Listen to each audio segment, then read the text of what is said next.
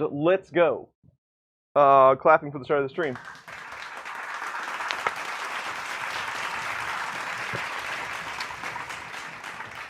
So, hello everyone, how are you? Welcome to the basement.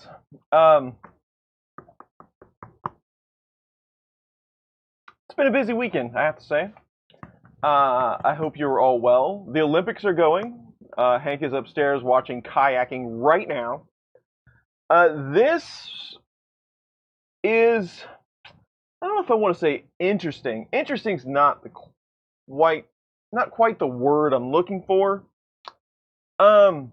This is the MINGDA Magician, and I have had a couple of MINGDA printers, like 3. This is the 4th one that they've sent me. This one isn't even for sale yet. It was on pre-order for a while, but it's supposed to have something called free leveling. Not sure what that is. There's not a whole lot of information on it, but nonetheless, it is a 3D printer. That is what we do here. I did start the stream a little bit early, in case that caught some of you off guard. We will at least look at something like a 3D printer, hang out, and chat, because that's the best part about these streams. There is already a ton of people in the chat, speaking of that. And, yeah, this should be a good day. Jerry from 3D Printing and Painting is here. Johnny Gardner's here. Mike at Never Let the Machines Win. James at Rushmeyer 3D. Ken Gross. Marcel is here. All kinds of folks. All right, so let's just get right into this. I'm sure we have lots to chat about. Actually, let's not get right into this. Let's do this first. We have our friend hanging out with us today. And let's take a special look at our friend, because it has to do with somebody's birthday. Hey, there's like more than one audio stream going on right now. Hopefully that doesn't actually relate over to the stream. It doesn't look like it does. Anyway, if you don't know, Vedran, you might know him as Wexter. He makes super awesome models, and this model of him floating on a pool toy was created for his birthday. It is his birthday today, so happy birthday, Vedran. I hope you're having a wonderful day. I know you are several hours ahead of me, but awesome model. There is actually a GIF on Twitter of Vedran in one of these said pool toys in the pool, which still makes me laugh every time I see it. So Vedran's going to be hanging out with us today over here. Hopefully he's enjoying his birthday. Happy birthday to him. Tom Lama is here. Yes, this is my go-to knife. Tom made it for me. It's got a little guy falling down the stairs. Again, I don't have a top camera. I don't see me putting one up anytime soon. That's one of those tasks that I never get done. I do plan on changing the basement around sometime soon, so it's probably not going to get done. I have very little coffee. I didn't make any more. I have like a half a cup, so we're going to have, instead of a coffee break, we're going to have like a water break or popsicle break. Popsicle break is the best. What filament is that? That is a sample that I had from MakerBox. Nebula Multicolor HTPLA from Protopasta. That's what color that is. I saved that just for that question. It is awesome looking filament. I had to color change. I had one section, so I had to reload the filament, but I was pulling the string off after it reloaded. The glitter in it is so thick you can actually feel it when the filament's a little liquidy. So there's a lot of glitter in that filament. Tom, 3D Print Viking is here. Handrails to the stairs. I do have one, but that's not going to keep me from falling down it, especially when I'm, carrying printers and things like that. Plus, if I didn't fall down the stairs, there'd be no shtick to this. People still say that? Shtick? A box in a box. Let's try to unbox it in an unbox.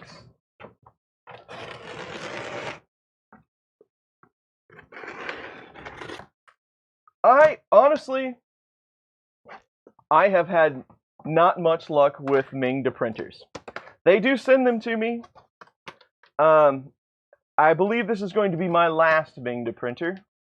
I'm not saying anything negative about MINGDA. They've treated me okay, but I have not had a lot of luck with their printers at all.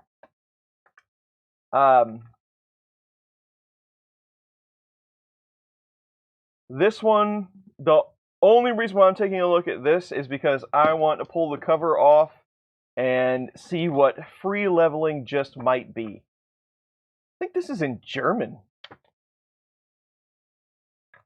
It is in German. Alrighty.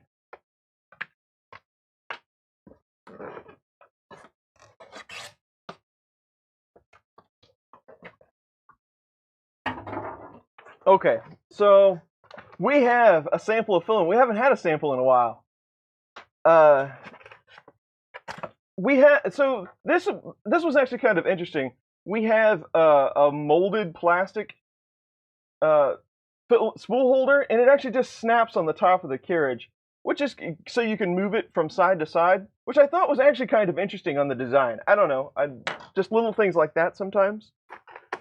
Power cord, tools. That looks like an E3D nozzle. That looks genuine to me. Focus. I believe that's genuine.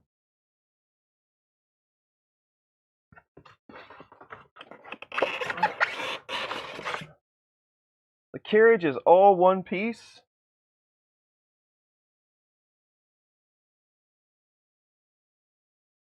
That is not a genuine E3D hot end. But the nozzle might be real. There's a lot of injection molded parts on here.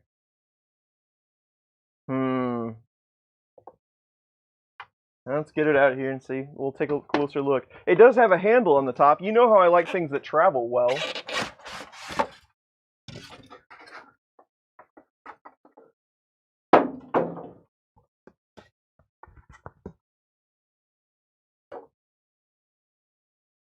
Standard bed.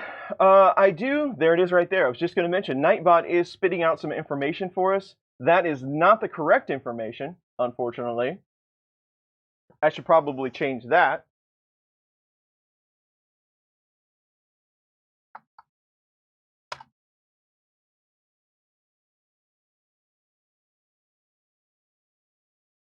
Can't ever get it right the first time.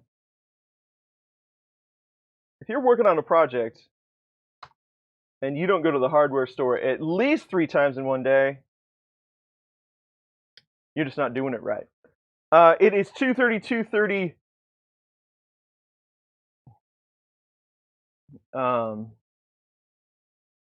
What did I just say? I was reading chat and I got lost.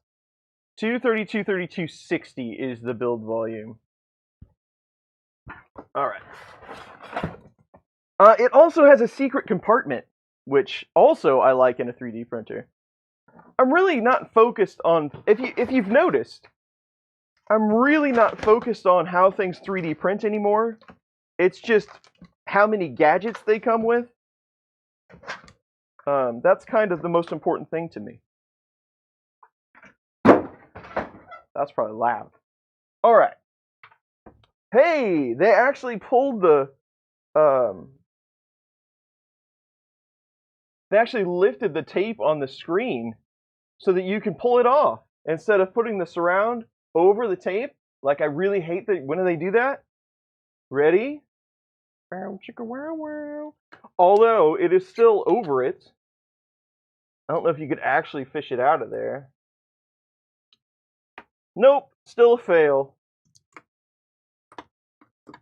Well, cleaner, I guess. Ooh, TV's loud. Chris said he threw away better printers. Tears of joy. Jimmy, thank you very much for the 5. I don't know about better, but we're gonna find out together. The new Inspector Gadget.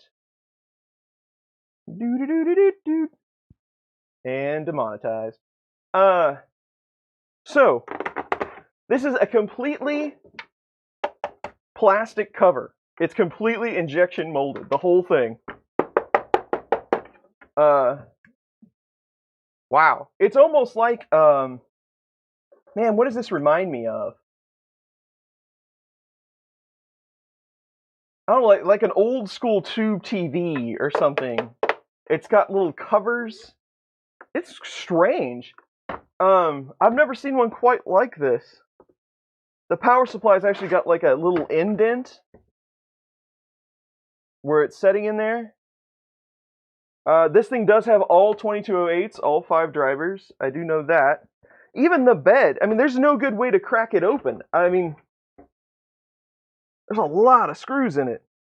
A lot of screws. We gotta look inside here. Fisher Price. That's a good call. Good call.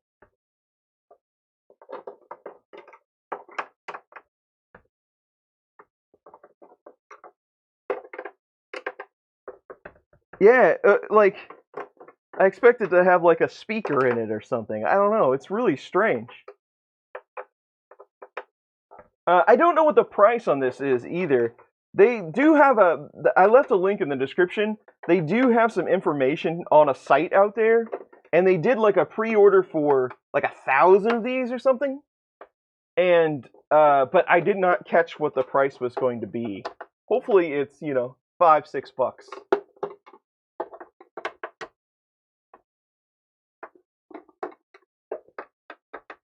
I don't know why people still send me these printers. But they do.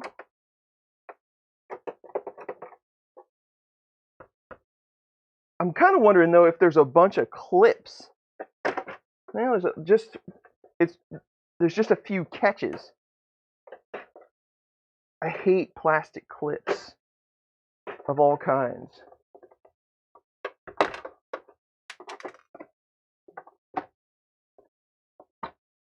That's never going back together again.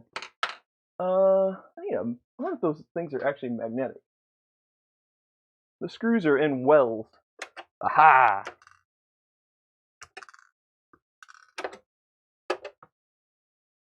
Magnets win again. Oh.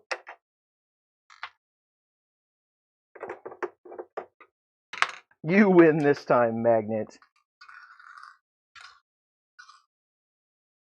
Clip breaking now.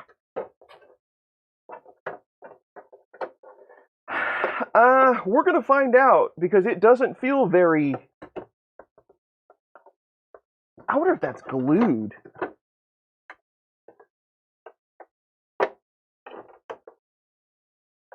Or there's screws underneath the feet.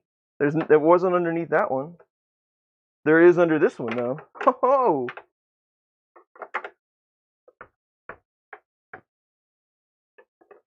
But did that help me any? Yes, it did. Excellent. Yes.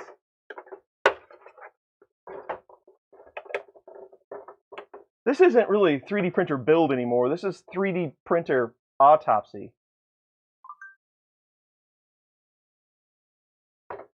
Absolutely, yes. The door panel on the car. What do they call those little things? They're not pop rivets. They call those plastic tab thingies that they hold the car doors together with. They call those something. These feet are never going on again, by the way. I just fell in love with resin 3D printing frozen Sonic Mini 4 Kelvins. Do you have in resin machines? 4 Kelvin. Nice. Benjamin, thank you very much for the 5. I do not have any resin machines. Resin is one of those things I never really got into. I have done it.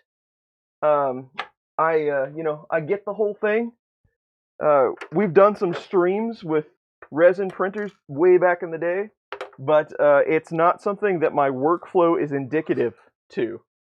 I just don't have a good area to do resin printing.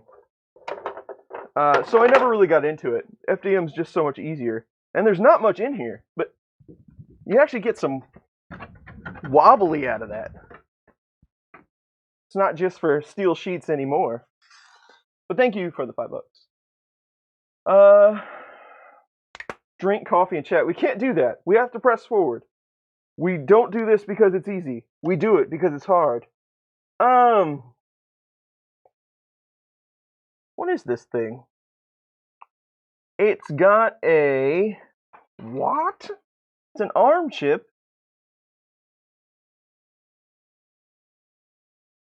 That's got to be an STM chip. It says GD32, but it's a Fox 407. ZET6? Huh, I've never seen one quite like that. It does have a spot for Wi-Fi. It's got a decent beefy MOSFET. Aw, you guys, what are you doing? What are you doing? Shouldn't do stuff like this. So they've got... What are they doing here? Why do they have all of these? I'll show you as soon as I figure out what they're doing. So it is a DC powered bed. So they took the time to put some... It took some time to put some crimps on the AC wires, but they just tucked the DC wires underneath the terminals and put some goop on it.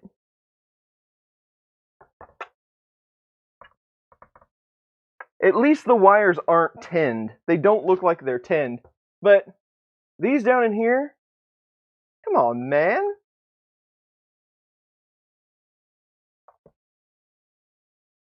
And then traditional TFT. There's really not a whole lot to write home about here, folks. Here, you can have a good look at it.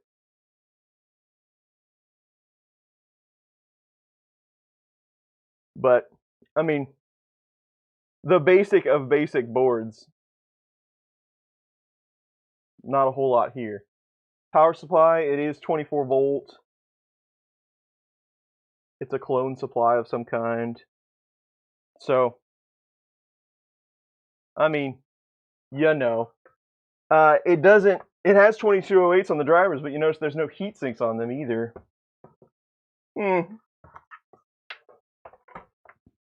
Okay. So, there's a look at that.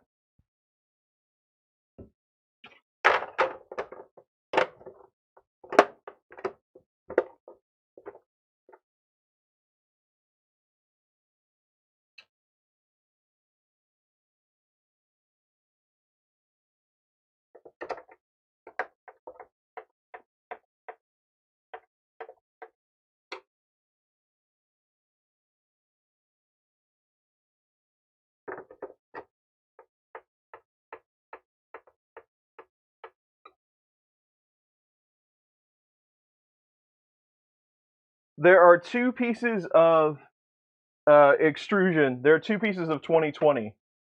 I guess I should have showed you that. There are two pieces of 2020 in there to bolt the uprights to.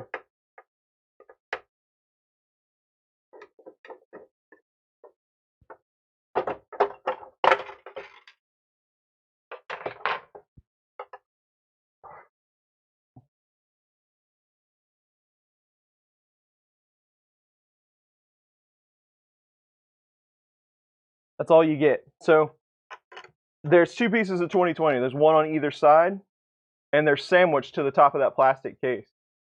That's it. They're screwed directly into the plastic.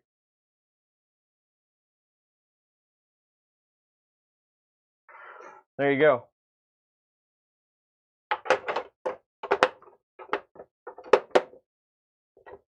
All right, all right. Let's not we've said all we need to say in the chat. We've seen it. We all know the score here. Now let's focus on positive things. Like flowers.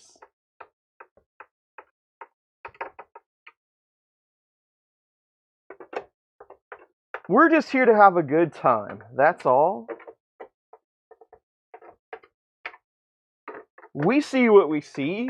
We know what we're looking at. People don't come to Chris's basement because they don't know about 3D printers. They just come to appreciate them with me.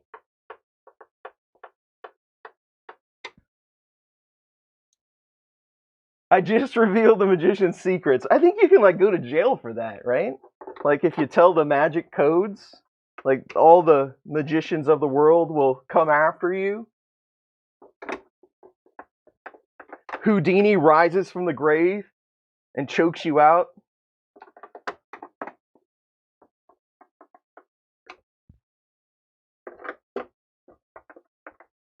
I tell you what, somebody said it in the chat earlier. Come to hang out with a great guy. Thank you, Jerry. That's right. That's all we're here for. We're just here to have some fun. AC just kicked on. That finished my thought for me. Somebody said it already, but yes, it is freaking hot. Wow. I know that I'm not in the hottest part of the country, but it was like 70% humidity here yesterday, and the heat index was like 106. And it's not letting up anytime soon. I'm just going to will these feet to stay on. There's no way they're going to stay on. Yes, ridiculous hot right now.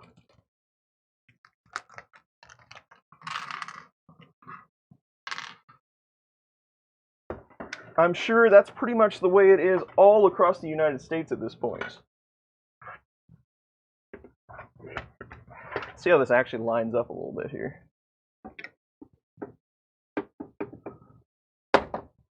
So all of the the X gantry, so there is like a 2060 cross member, and then there's some 2040s. They are all aluminum, but then pretty much everything else is injection molded. X gantries, all that good stuff. The carriage is, the bed's decent. The bed even has a plastic injection molded carriage that might get a touch melty. 81 in southern Canada today. That's not too bad. And by the way, there's only one screw on each side. So you get one from underneath. Where's the good driver?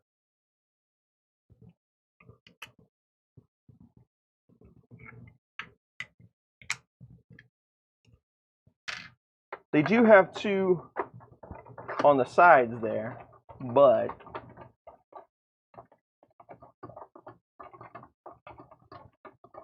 it's raining in Arizona. That's pretty uncommon, right? I mean, like, you guys get like 5 days a year or something. Well, depending on what part you're in, I guess.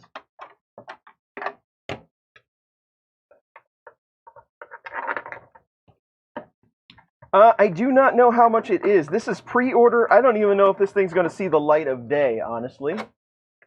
We don't know. Haven't had rain in 18 months. Yeah, that's kind of what I was figuring. That's crazy.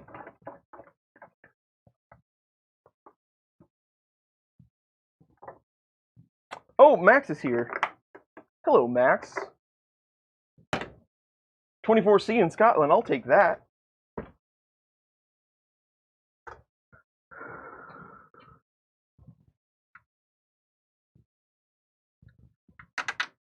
There's a couple screws on the side. Nothing really miraculous.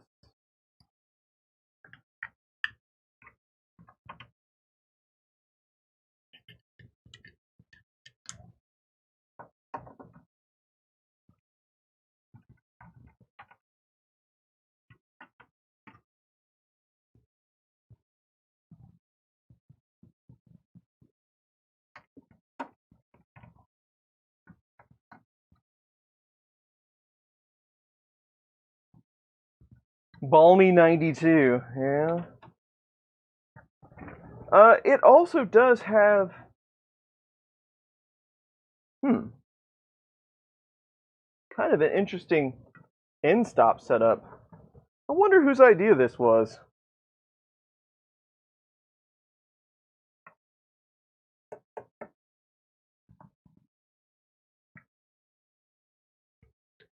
I'm not sure.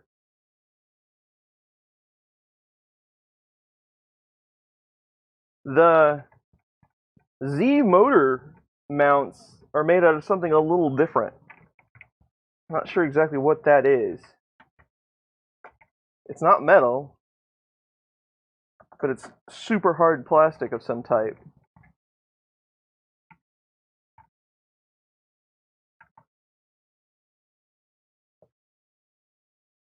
And that's it. That's all there is to putting it together.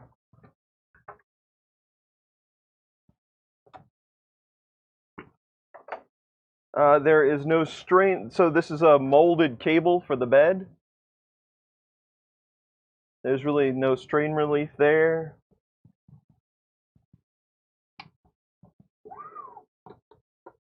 Belts are pretty tight, that's good. There's a ribbon cable that supports everything on the extruder side.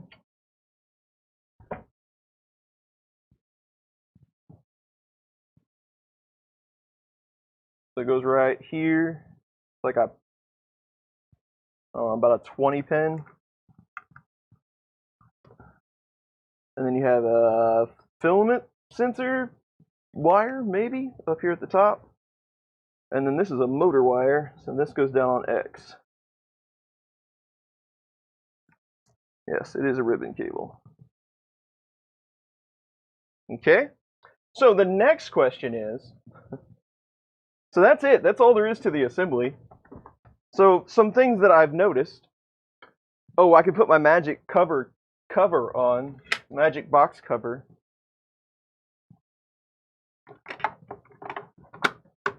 That's what it reminds me of. Like in the 80s when you had a boombox, and if you wanted to take it with you, you had to put like 14D batteries in it, and the giant cover that you had to take off with the snaps, like on the back of a remote. They had this huge panel cover to pack all the batteries behind. This is what this reminds me of, an 80s boombox. So finally, so I'm not one into putting printers on my shoulder and taking a picture. That sounds like a lot of work. But this one, if I could get it on my shoulder and get it to play some, sweet tunes from the 80s, I'd be all for it. Yes, all those batteries lasted like an hour. The 80s were hard, man. Okay, so the next thing that I'm curious about is what is in here. So this free leveling thing. So let's do some surgery on that. It does have a DIN style connector instead of the flat ribbon cable connector, so that is a bonus. That might last a little longer than the ribbon cable.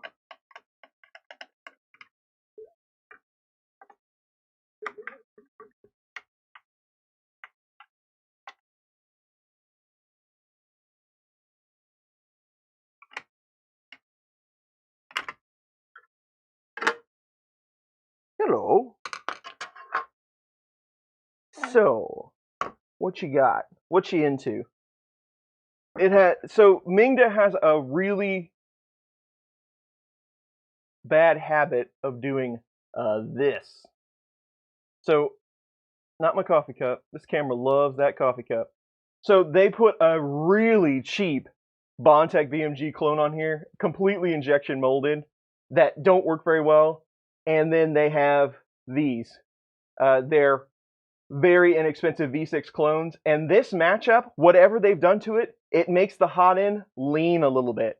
Like 2 or 3 degrees one way. Because the ridges on the top of this, these are groove mount. When you put these in there, when you sandwich it together, it ticks it to the side. Also, they have the hot end fan going out the back, which is directly covered by this plate. The carriage needs to be tightened up. But what's up with auto leveling? The hot end fan is almost lower. This is just like the Rock 3 Pro. It's almost lower than the nozzle. I'm not even sure that will clear.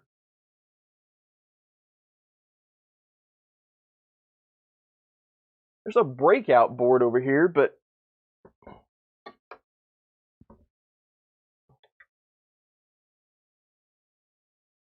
what's it say?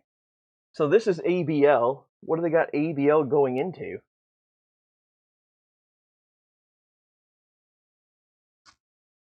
What? What?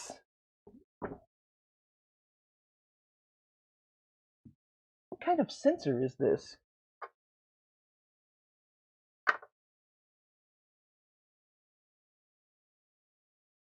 There's like a...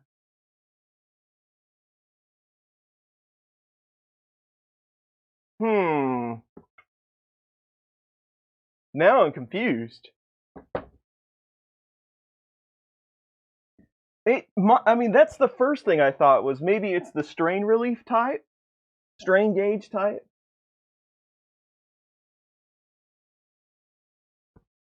But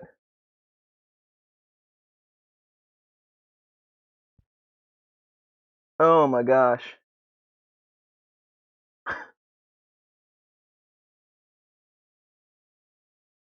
So what I can figure.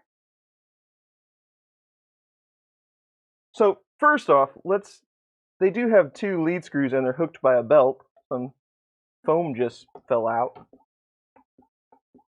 I'm sorry right now to whoever I give this one to.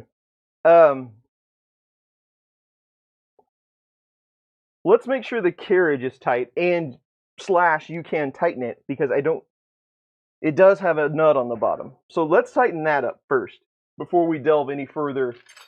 Ooh, they give you a nice wrench. Before we delve any further to troubleshooting what that does, because I'll drop this on you in just a moment.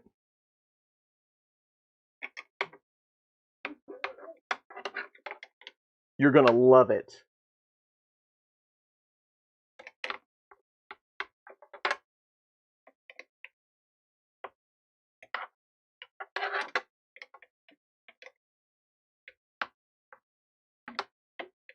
You are going to love this. I can tell. I can tell. Give me a little bit more swing on this. I think those might be single start screws.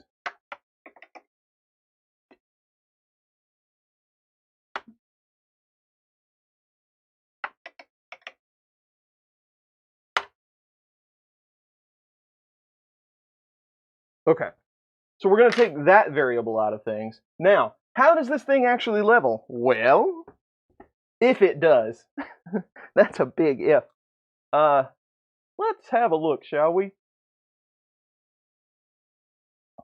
So, there is a sensor right up here. And there's a little metal pad. Well, my guess is how this works. The reason why this carriage is so loose, when you touch the nozzle to the bed, this whole carriage flexes up to touch that sensor.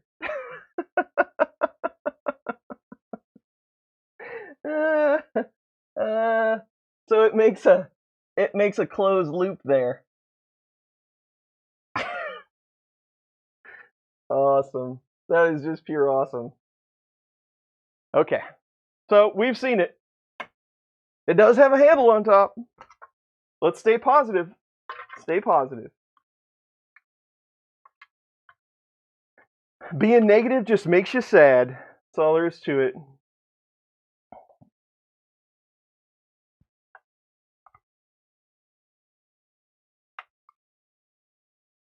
What accuracy are they advertising? It's the magic that they're advertising, Mike. The magic is what we're talking about. But now you've seen it. Now you know. And the more you know,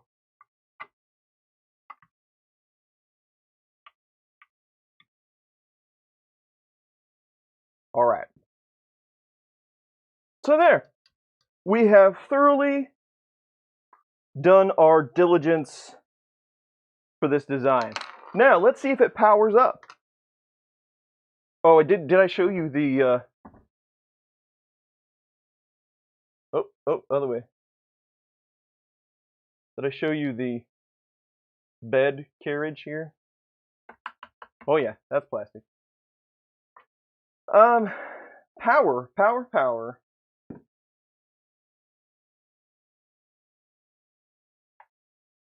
Do. No, that's Anycubic. I was gonna say these play a song. I don't think these do play songs. Half of these streams are me trying to find a camera angle that is decent.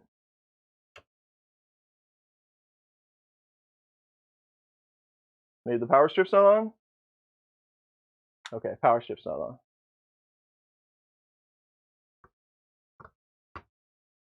It booted. They did give me some firmware for this. They sent me like 3 renditions.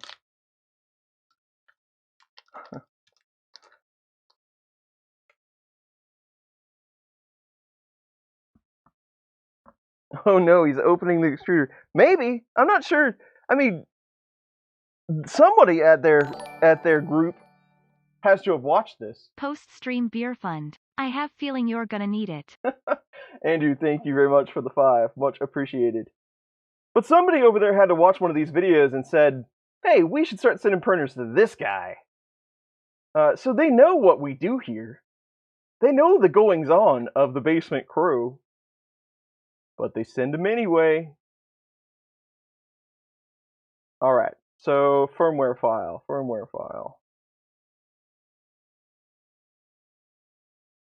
Ooh, it's a RAR file.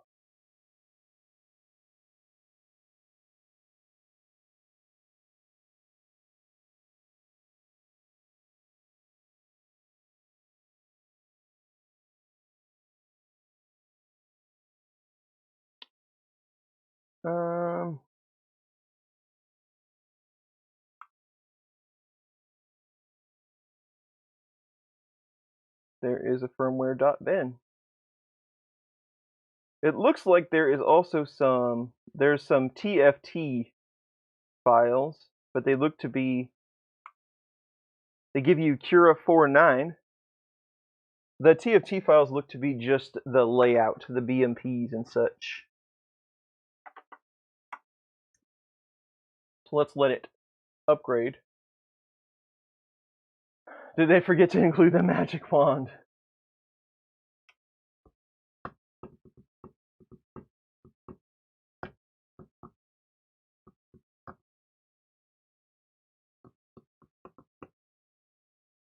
It did upgrade.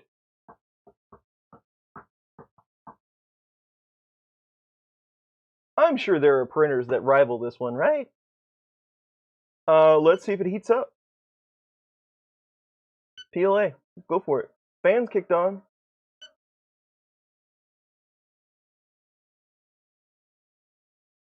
Hotends going, bed's going. Let's stop the bed, because I'm sure it's got stuff all over it.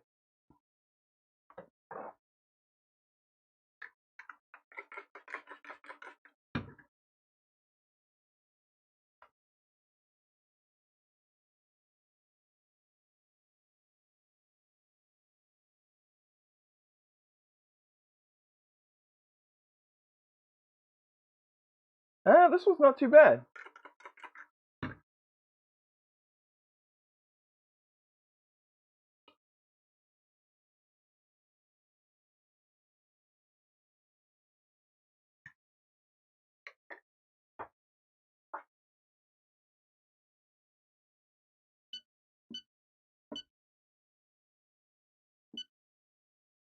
What do you figure this leveling thing is gonna do, huh? Let's see if it homes.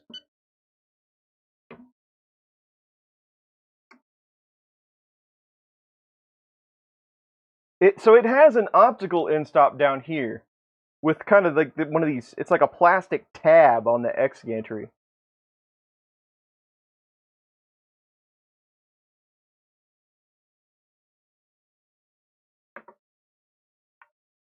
Finally found a replacement bed. Nice.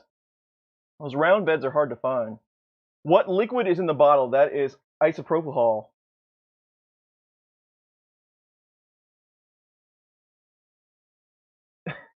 Your name makes me crave steak. A top hat.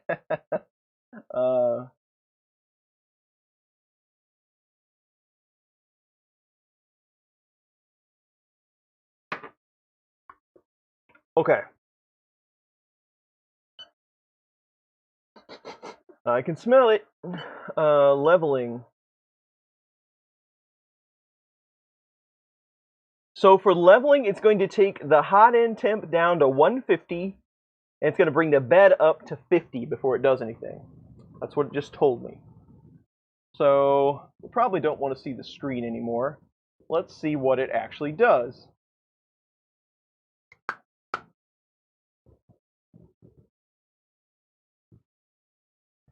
You tried isopropyl on your Anycubic and it ruined the bed? One of those ceramic surfaces? That's odd. What's it doing? There you go. That's exactly what it's doing. The hot end moves just a bit. Ooh, it's got lots of points to do.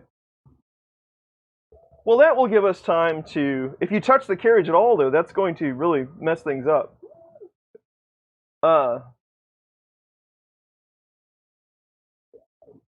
What kind of filament do we want? There's only 2 rules. It has to be from printed solid. We did retina burning orange last time. There's always lots of requests for blood red glitter. I've got some pretty cool mixtape stuff. If you are part of the Printed Solid Jesse monthly box, you get a lot of colors that you can't buy. What other colors do we want? Carl said purple, some silver, mixtape,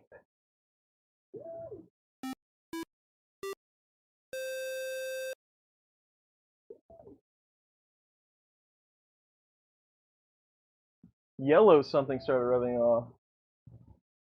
That's weird. I've never had a problem with with one of those ceramic beds with alcohol before. But that doesn't mean anything. I mean, they change stuff all the time, right? I've got magenta. That's always a fun color. We got some really interesting mixtape the other day that I want. In fact, I'm going to veto all the choices because we're going to try this stuff. I want to try this stuff.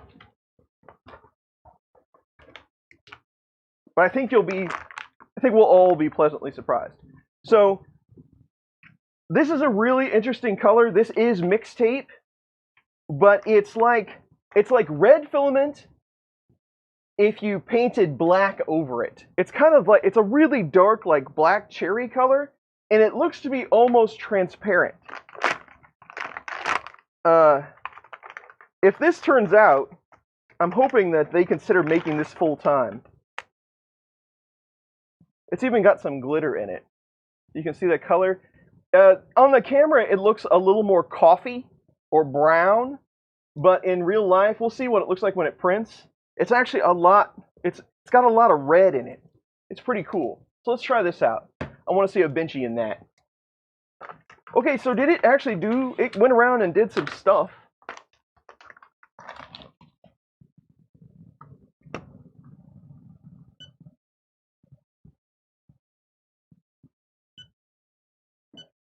So what do they offer us for setting an offset? Cancel.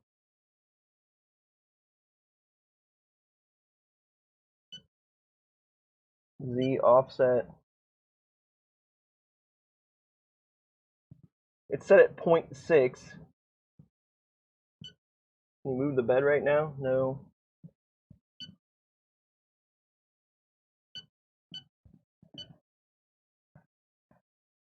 Menu.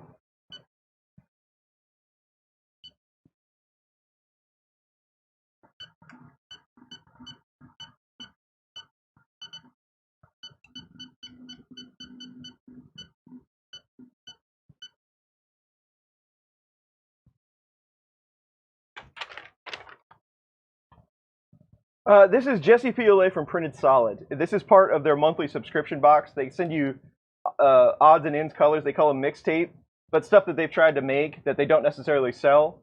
But you always get something really cool, something one-off. It's kind of sparkly milk chocolate when it prints. All right, good to know. I don't want to go 10 millimeters.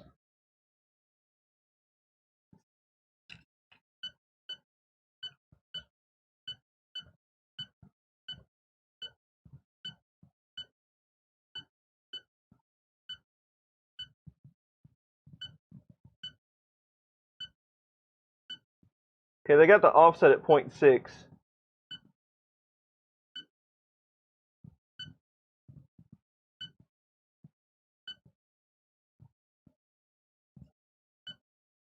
You can't go into the negative. What's that look like? I don't know. 0.6 seems a little tight to me, but how accurate could that possibly be? Okay.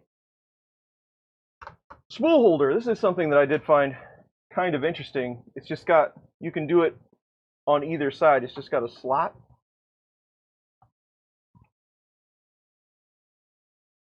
But why would you put it like this?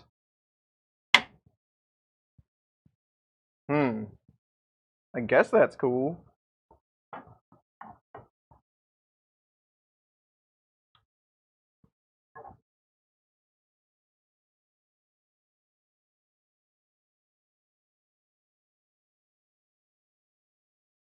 Man, I have hundreds, probably, of sets of clippers. Can never find one pair.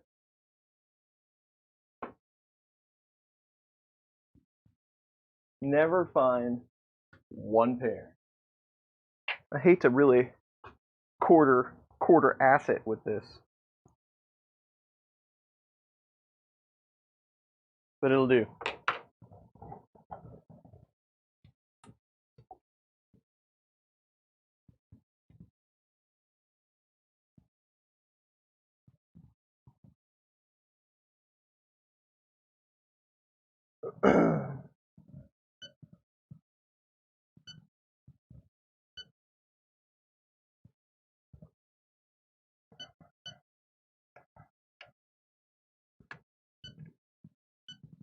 It's not actually gripping anything.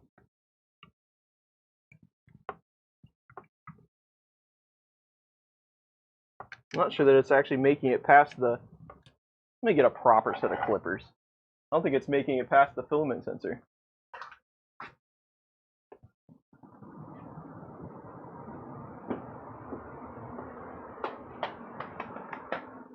Clippers. Yes.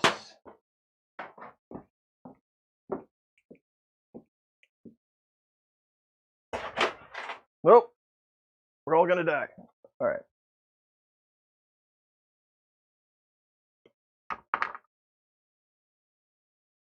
Oh, I hate it when that happens.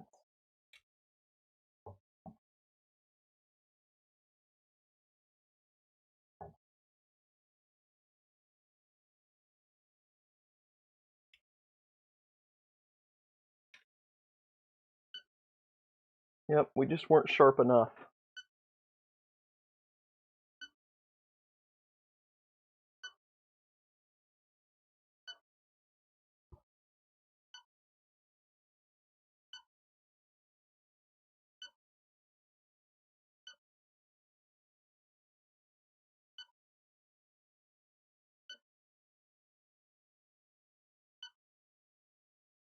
Come on, printer, you can do it.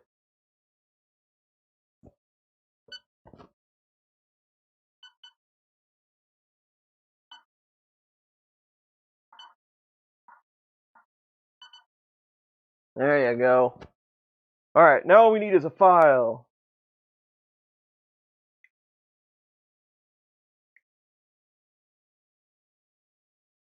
In one world.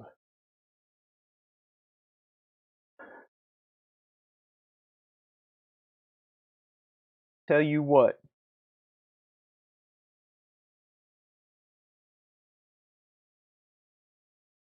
Wonder what happens when you G29 this dude.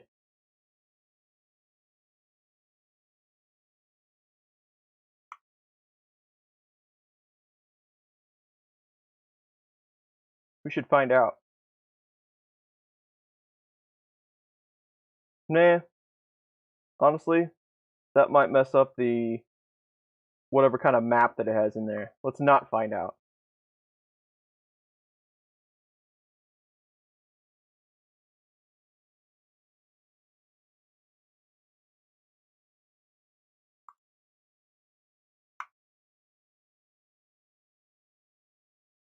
Let's not find out what happens.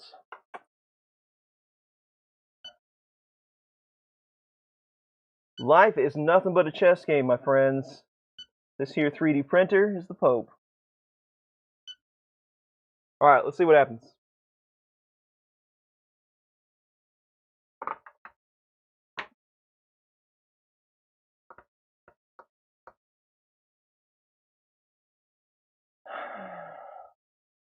Pile of side cutters. Yes, they're all in the same corner. Somebody with a bunch of cool characters subscribed. Thank you for that. And Expat Prepper subscribed. Thank you. How bad is it? From Mr. Joel Telling. The magician I got is horrible. Well, that pretty much says it all, Mr. Telling. We're getting ready to find out together.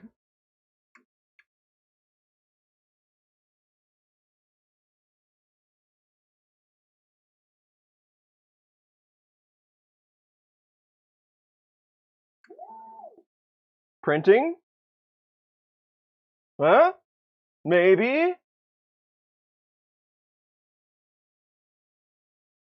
If I can't print a Benchy on it, then, I mean, the skirt didn't stick very well.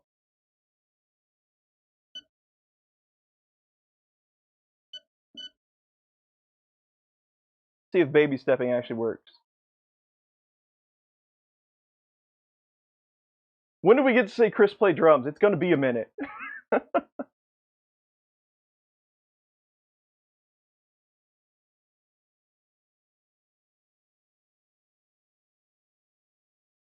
don't know. Maybe we can let it rock. The skirt's going to mess it up a bit, but let's give it a couple of layers and see what it does.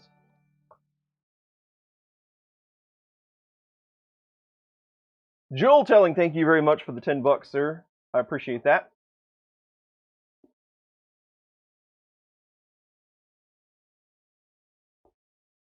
I've come a long way. Well, thank you, I guess.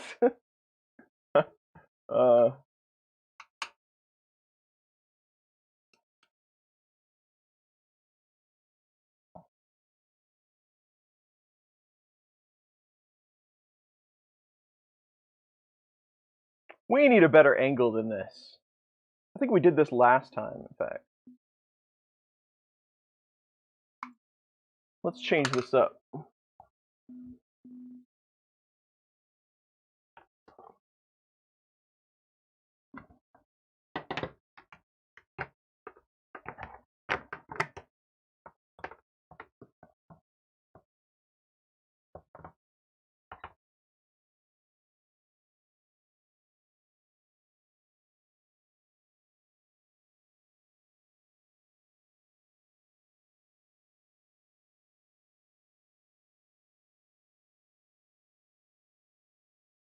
Try that. Let's see if it does the speech to text to speech here. The cool thing about these streams is how often they turn from boxing into fix-ups. Good job, Chris. Derek, thank you very much for the $50. That is huge. And that's pretty much that's the only reason why I'm still taking 3D printers, is so that we can do stuff like this. And maybe if somebody actually got one of these, they would stand a chance to get it running. I enjoy it, and I think, I mean, it's just fun to hang out and work on 3D printers anyway, right? So we might as well do it this way. So, but I appreciate that tip. Thank you. And thanks for everybody that comes hang out with me for these things. Dalin subscribed. Thank you. Warx subscribed.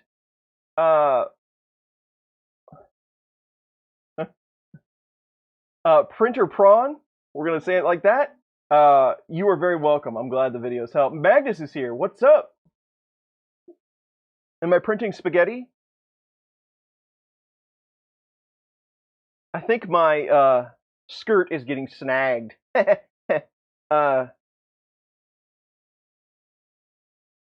I think the print will actually stick. I think it's doing okay. We'll let it go a couple more layers though. But it's pretty spaghetti.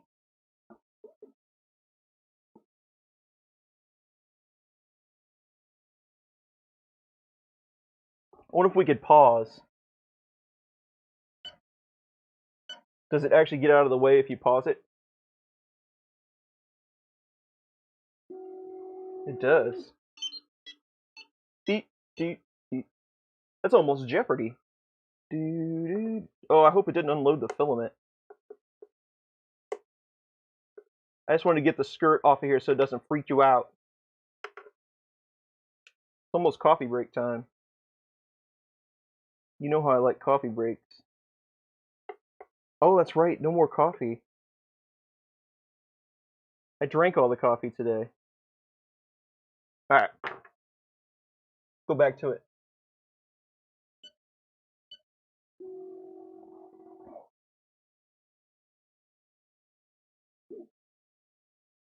The fan duct, I mean, it's microscopically above the nozzle. I mean, it couldn't be half a millimeter. It is very quiet. I give it that. There is one high point. It is very quiet. It does run 2208s.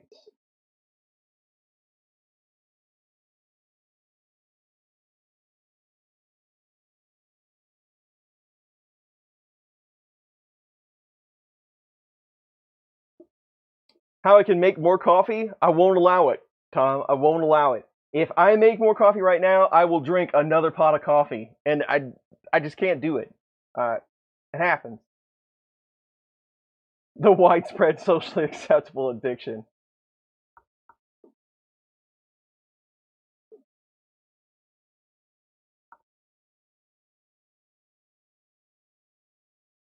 All right, I think we're gonna make it. The back might be just a bit lifty there. And the resume might have shifted it a touch.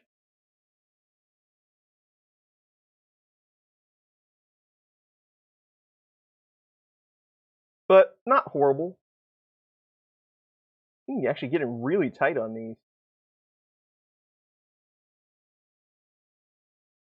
Not a horrible first start. Oh, now it's so tight it won't zoom. It won't focus.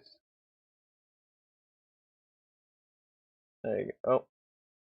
All right. I think it's coffee break time. What do you think? Back in 5? It's trying to focus on the logo.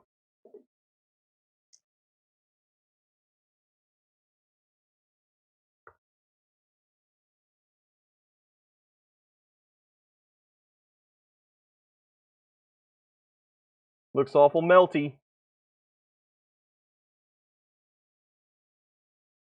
Speed Benchy.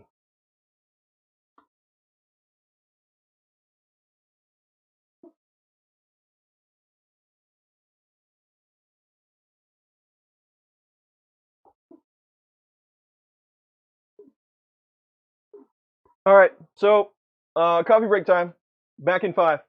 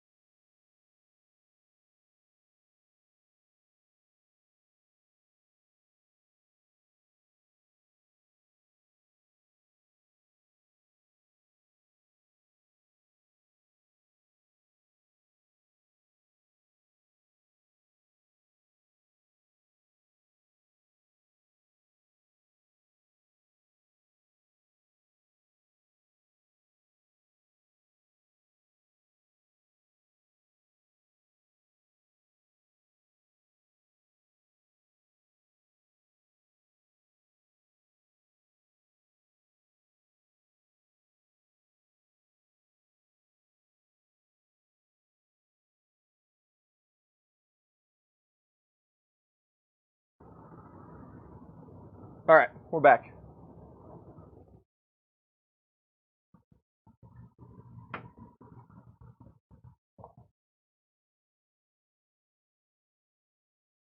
I'm just not happy with the camera location.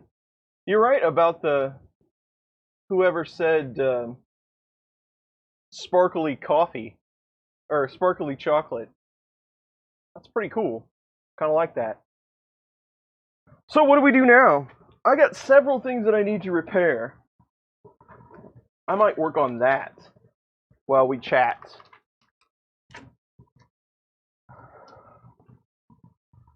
What is the white piece? What?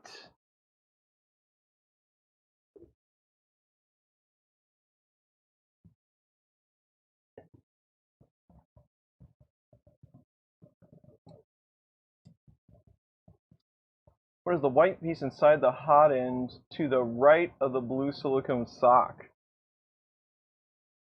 I think you're just, so right there is the block. That's the aluminum block. But then there's, this main plastic section, part of the vent. I'm not exactly sure what you're seeing.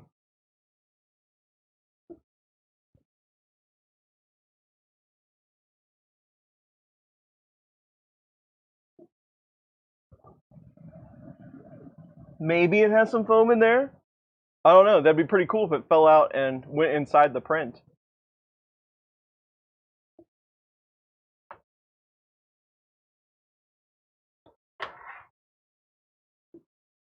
The block looks like a piece of foam. Yeah, no, that's just a really rough aluminum block.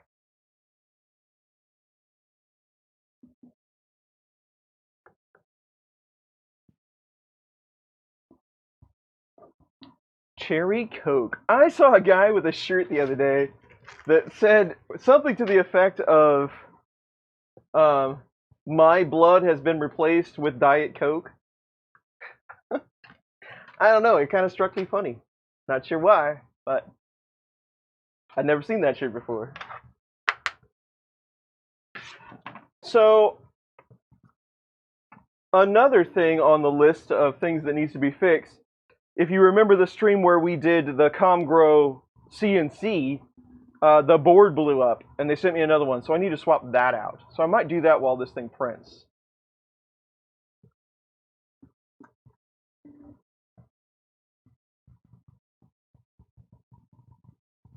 No Coke, Pepsi. Oh, I just heard something. Catch.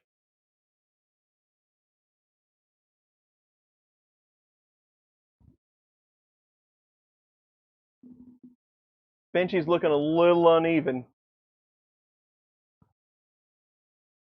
So yes, I have to swap a board out on this CNC without damaging what's going on here.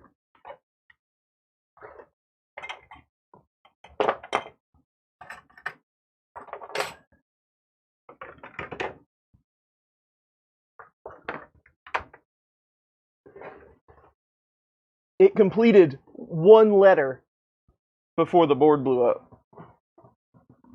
I got a C done.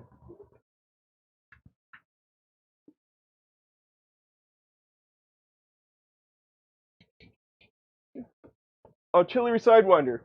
Anybody have issues with USB SD card reader? I have not had issues with it. Maybe other folks have. Most of the time when I have issues like that, it's because I got a hold of a bad card.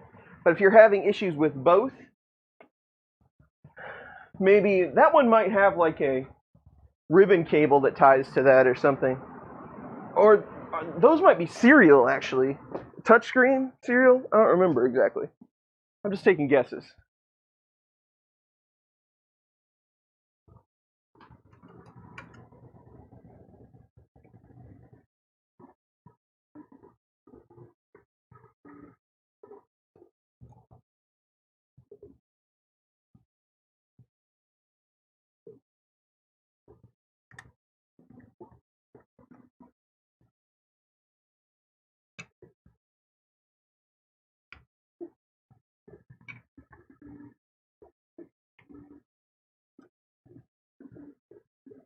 Now, so I always have these thoughts. You know, I can only speak for myself, of course. So I only have the experience at the level that I am at.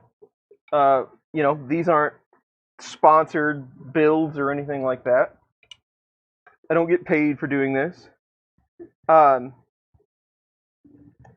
I've always thought it would be interesting to get some perspective from people like Joel Telling. You know, and I don't, you know, I'm not, this isn't hard copy here. I'm not, you know, answering the questions everybody wants to know. Just, I think it would be interesting to have a chat about these machines. You know, the machines that everybody wants to send you and they want you to show on your channel. Where are we going with this? Why are they doing it? Because like this, why? Why would they ship it like this? I think it's just a bad idea. I mean, I understand that they're trying to make money, aren't we all? But what is the logic behind it? And I'm sure we will end up with a whole lot of questions and no answers. But I think somebody that does YouTube professionally has a different perspective than I do. I'm just doing it for fun, right? I don't. I have no real stake in the game. I just hang out with you all and we look at these things. But I think that would be an interesting chat to have from the YouTube creator perspective. Why are we doing this? Maybe that's something we could line up someday. Get a few folks in on it. And, you know, some creators might not want to talk about it. All advertising is good advertising. That is true. It's true.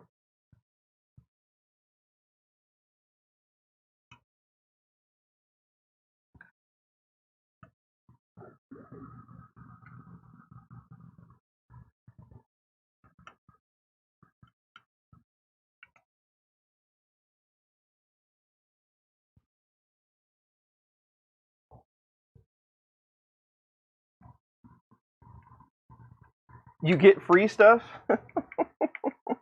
I've long jumped over needing any free stuff, so that's definitely not it.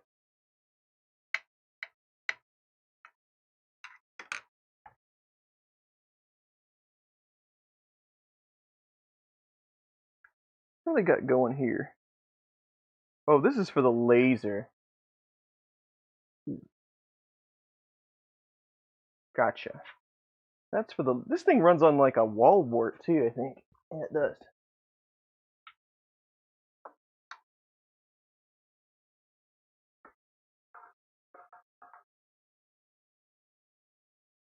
It's been so long, I don't remember how all this whole thing works. All I remember is that after it shorted out, the spindle would never shut off. That concerned me, son.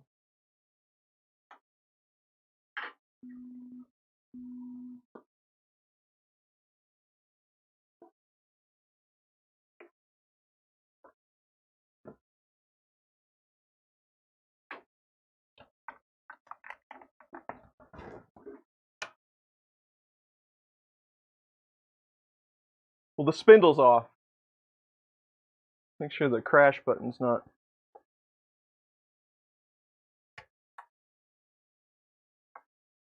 So, there is that.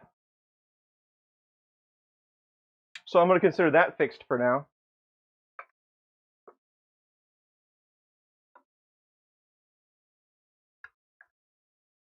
So I guess we'll give it another try. How's our Benchy doing? We're getting there.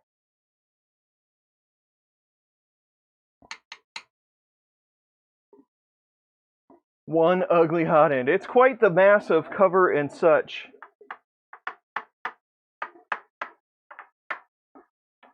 Yeah.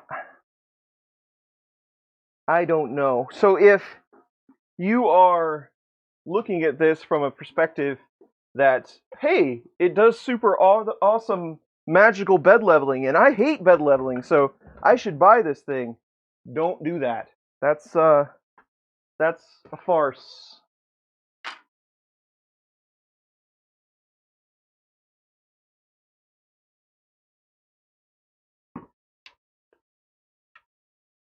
Truer words have never been said, Mike.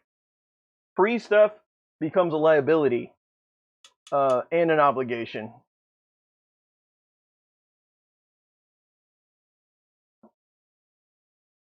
It is still free when you have to scrape to get one printer. I mean, talking about money is not something that I like to do. I will be 100% honest with all of you all because that's the only way I prefer to be. I only do this for fun. You make a little bit of money on YouTube ads, which is nice. I have excellent Patreon supporters who fund a lot of what I'm able to do, and that's the bulk of my income for basement stuff. There's basement stuff, and then I do have a more than full-time job that I have to go to every day. But I've been doing 3D printing since 2016, and I have been on YouTube since 2017. And between when I started on YouTube and today, you have to take this into perspective that a lot of these 3D printers that I have bought personally, that I wanted to see how they worked, but they were also for content. So you can look at it either way, like the E3D tool changer. It was very expensive, but I paid for it out of my own pocket because one, I wanted to play with one, and two, I wanted to show others what it was like, because that's what I like to do. I really do. When I say I like to help, I do. I like to help people figure stuff out. It's fun for me. But given all of that, some things I have spent my money on because I wanted to, not just for content. But if you put everything together, all the printers, all the filament, what it takes, cameras, what it takes to do to YouTube, subscriptions, just things that I do to put everything together, since 2017 and today, I have lost over $34,000 out of my pocket. And that counts, and that counts everything that I've made. Profit, like there's no profit. Like that included is everything that YouTube has paid me, Patreon has paid me. All of that helps a lot, but it's very expensive to do stuff like this when you're not sponsored. The free printers, that's neither here nor there. The wire, fittings, it all adds up. And I do it because I enjoy it. And there's no sane person that would spend that kind of money if they didn't just like to do it. So, I'm just putting it all out there on the table. It hasn't made me any money at all, but I do really enjoy it. It's a great hobby, and it's not the most expensive hobby in the world. I mean, you could go build race cars or something, and it does pay a little bit back. So, but I enjoy all this stuff.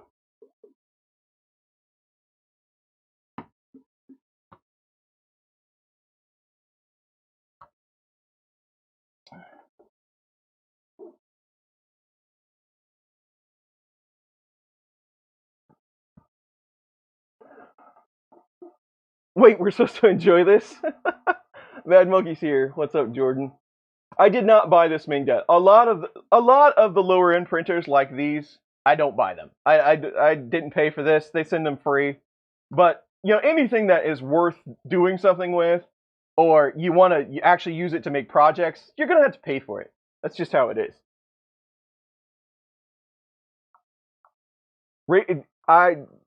I did when in my younger days, I did a lot of stuff with cars, and Steven is right. Talk about wasting some money. You can really throw a lot of money into a car. I could have been into BattleBots. Yes, I could have. I'm still tinkering with that idea. I still think that's a great idea. I just had to find some time to do it. And I get to hang out with all of you. And we all enjoy it. Chris, love you gesture. Thank you very much. I appreciate that. And thanks for the 20. I enjoy it as well. I like hanging out with folks. I like making content. It's a good time for me. And it's something relatively easy to do that I can schedule around my work schedule. I don't have to, I can do it all right here at the house. It's a great hobby.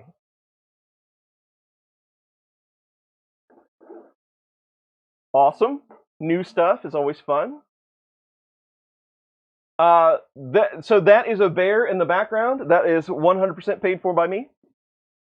All the Prusa stuff, I have never received anything from Prusa for free. I have paid for it all.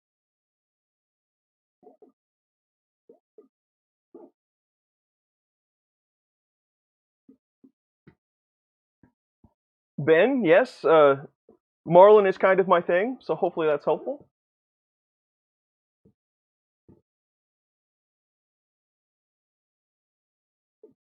Guitars get expensive, but the nice thing about guitars, especially right now, I do not do resin printing. It's just it's too messy for me. The nice thing, we can talk about guitars all day long. The nice thing about guitars is if you buy the right ones, they usually always become more valuable. So if you buy one, you take care. If you're a collector, if you like to play guitars, buy one that you like. Don't buy it for its value. But if you're a collector, which I fancy myself one, I haven't bought a guitar in many years, but I do have quite a few. I like collecting them. Now, given the state of things and how many guitars they make here in the States and the wood that they're allowed to use and all of these different factors, a lot of them are getting more valuable now than they've ever been. So eventually you might, if you collected guitars, you might turn a profit on that if you waited long enough.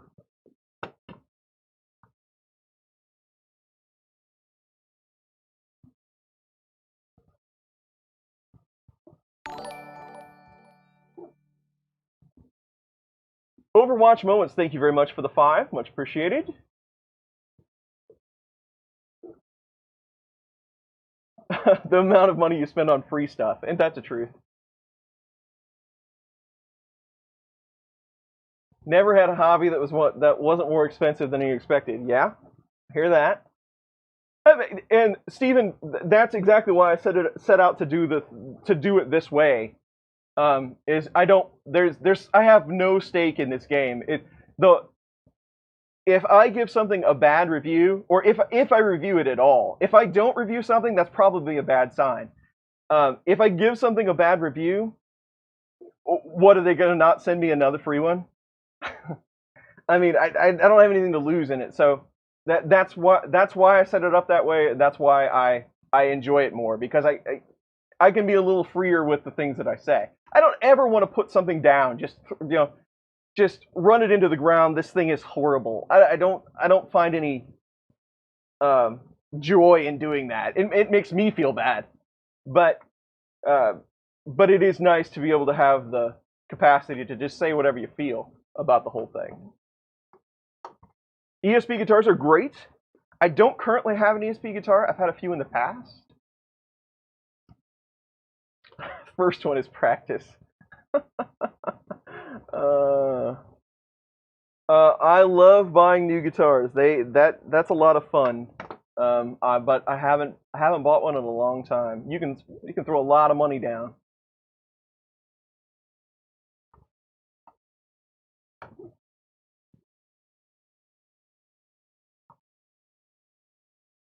Filament alone, absolutely. Filament gets pricey, especially depending on which ones you use. A lot of I bought like a 250-gram spool of Aegis the other day because I wanted it for a certain project. I think it was like $45 or something. Plus, it was kind of hard to get. Tronxy. Let's not talk about Tronxy. Somebody sent me a picture. I was working with somebody. They had, I don't remember what it's called, but it's a giant Tronxy they make now. It's like 600 millimeter build volume or something. I don't know anything about this machine, but they sent me a ton of pictures of it after they built it, and it actually looked fairly decent. Nothing anywhere close to like the old Tronxy, the Tronxys from 3 years ago that tried to kill me. It was nothing like that. It was totally a different design. So that one kind of looked interesting.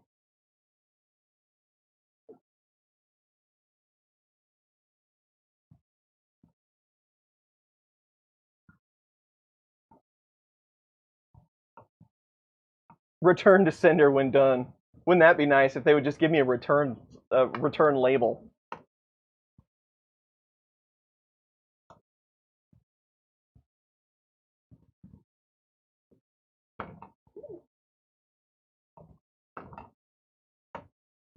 I think it's the X5SA. 600 is on wheels. Yeah, I don't remember what he told me that was now. I remember it was a biggin. XY 600 millimeter. Whew, that one's kind of expensive.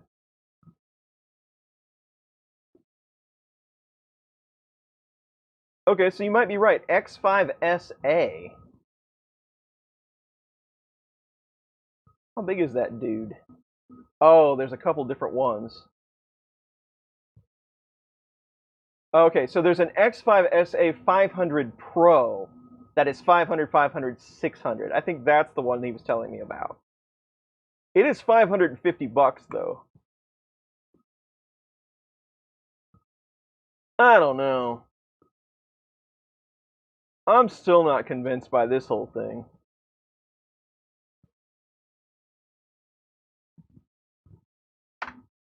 That's the printer I was talking about, but I think I'm still. Oh no, it's $819. I think I'm still on the no Tronxy wagon. Oh, Mike, so there is a 600. The link I posted is for a 500. Mike found a 600. Give it to someone you don't like as much. Showing my age? Well, I did just turn 40, so I'm getting old.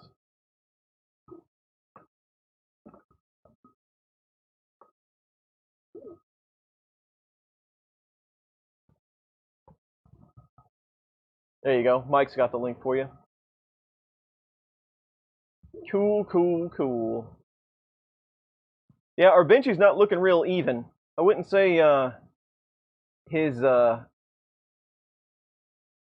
extrusion was calibrated all that well.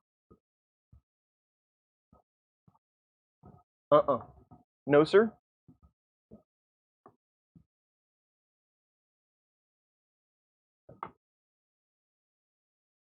Thank you, Dave.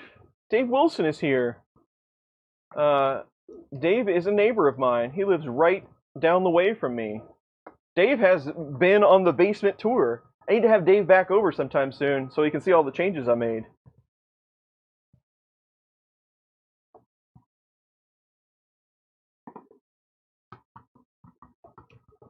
Mr. Dave Randolph told me that 40 is when your warranty expires and things start to break. So, looking forward to that. Dave Wilson is the best.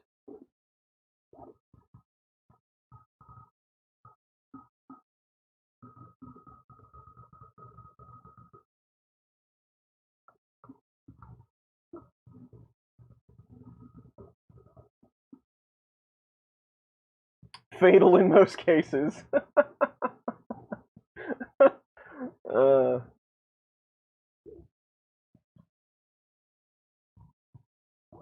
What else do I need to fix? I know there was like 5 different things that I needed to.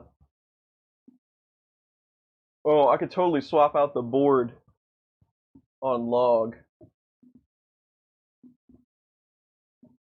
Did I leave a board hooked up to that? I think I pulled the board off of this one. Oh, that's something I was going to update you on. So last time, I think it was last time we did a stream, I was talking about the SKR2. I've had like 4 boards already, 4 2s, and you remember the whole revision A, revision B problem? Like the revision A boards were blowing up stepper drivers because of that MOSFET. So I had a revision A board that I couldn't use because of that issue, and it seemed to work okay. I just couldn't, I couldn't use it for anything. Did it already read it? Not yet.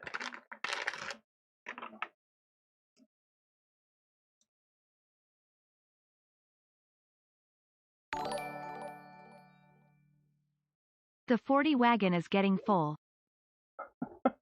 Derek, thank you very much for the $40. That's much appreciated. Yes, there's a lot of us turning 40. Like I say, Veteran is 40 today. 2 strokes in your late 30s. Ouch. I'm sorry to hear that.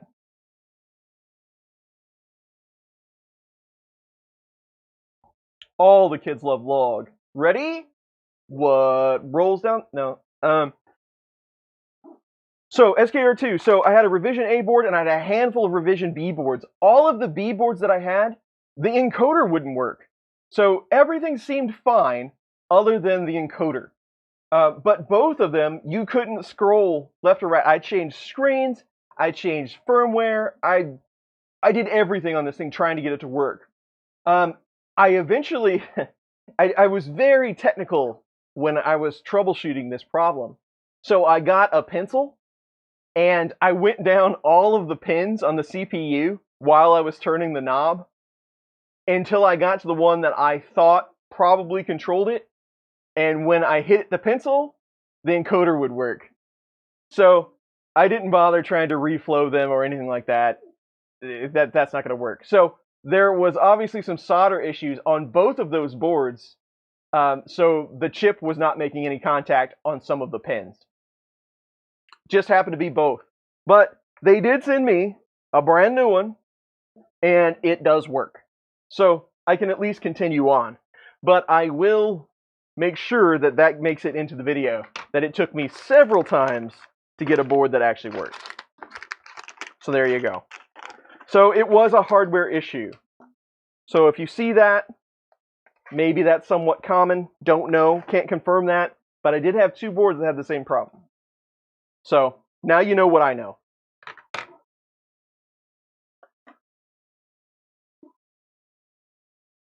Yes, it's the Big Tree Tech SKR2 board. This is the board we're talking about.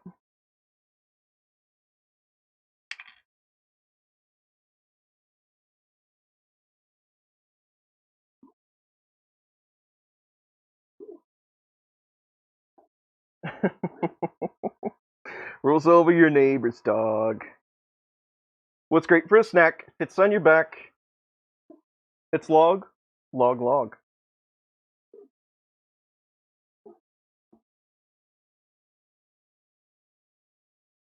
Big Tree Tech, man.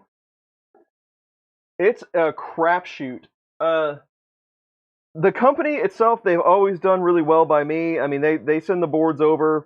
They're not real picky about what I say about them or when I review them, and that's always appreciated. They're very affordable. You have to say that. But QC, not all that great.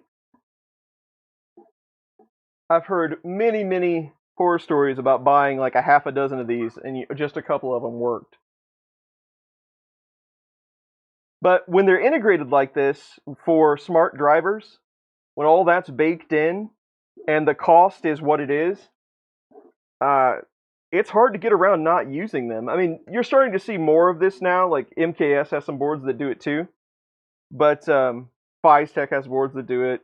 There's a couple of companies now, but they're so readily available. It's hard not to buy them, even if you have to buy a couple.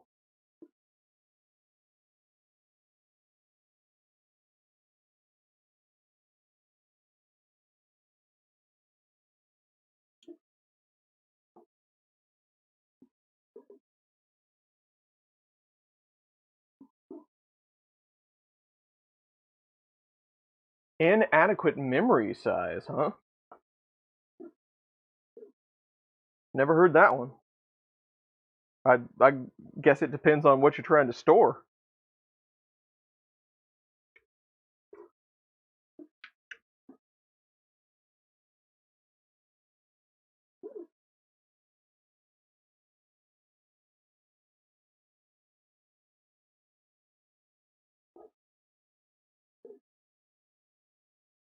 I really need to redo some of the plugs on this poor printer.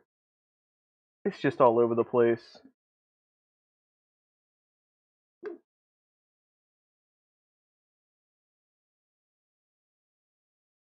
Yeah, I would guess a lot of the old school 32-bit boards, like if you don't want, smart drivers, integration, all that good stuff, I would guess some of those are really cheap nowadays. They made 1 billion of them, so they're probably still sitting around.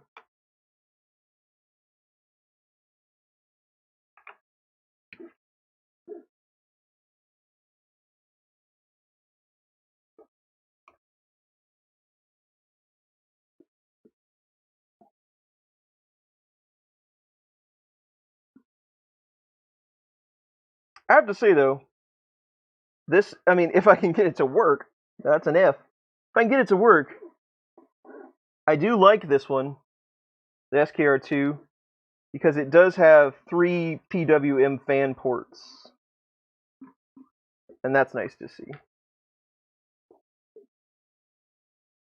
If I can get it working. What's up? Oh, Hack Monkey's here. What's up, Scott? SKR2 just felt rushed.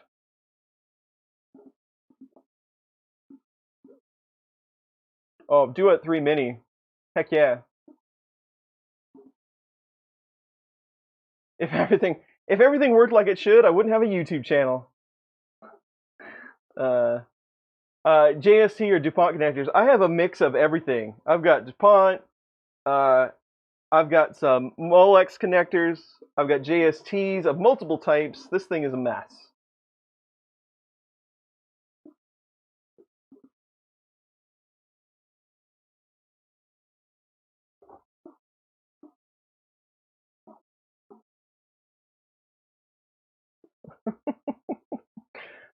New question.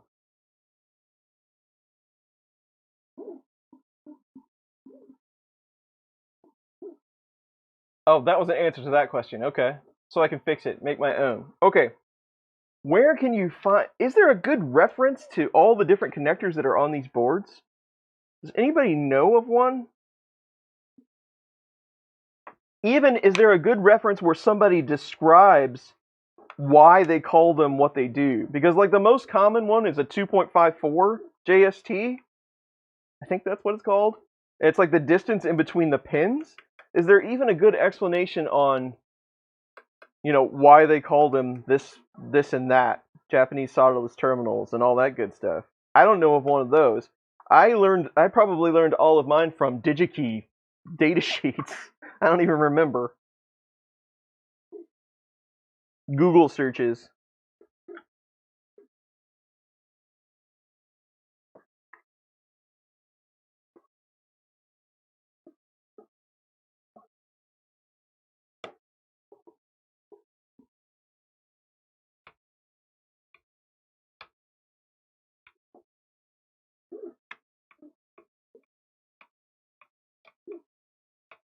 Vector 3D has a video on it. Excellent. He's a great source of knowledge.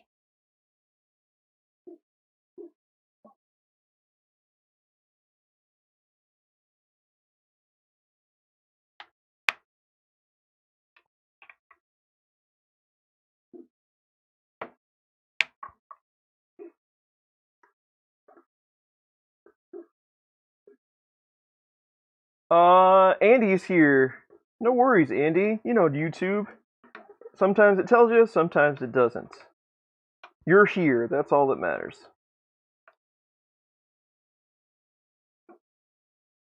Video guide. What connectors are on this thing?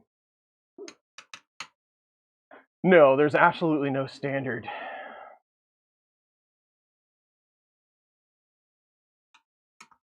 Any scratch-built printers lined up? Not necessarily scratch. We could have some really exciting things for us, meaning me, and Exo slides. That's all I'm going to say about that right now, but there's some pretty cool stuff with that. They're coming out with some new things. not really scratch builds. I do have some community derived builds that are going to be coming up. I got so much packed in the next couple of months. We'll see how much I can actually get done.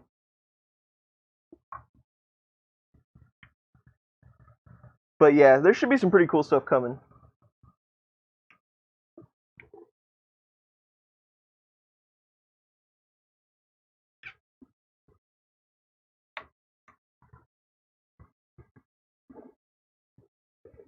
What else? What else? Here we go.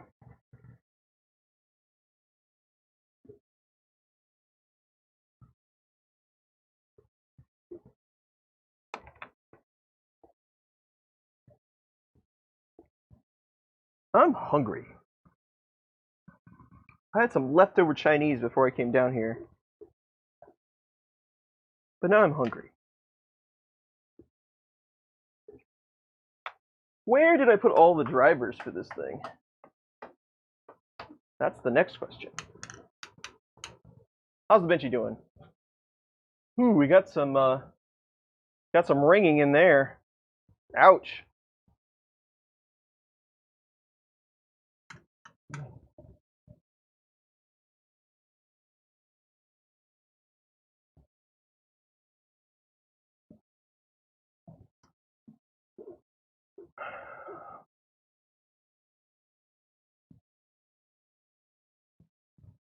Multi-crib tool for all the connectors. I have never found a good one. I have like 5 different sets. Smoke ribs look good. Awesome.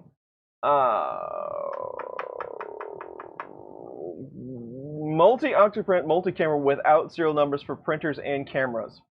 Dennis, it is very hard.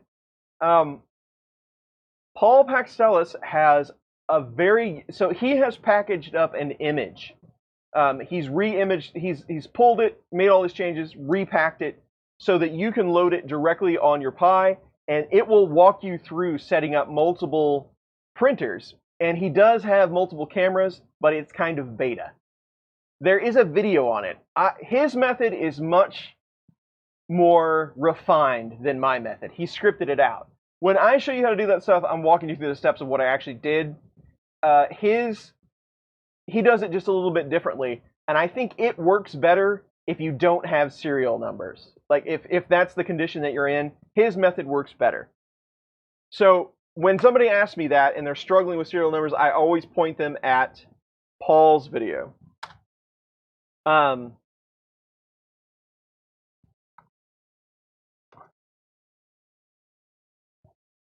me see if I can find you a link. I think you'll have an easier time with his image than trying to follow one of mine.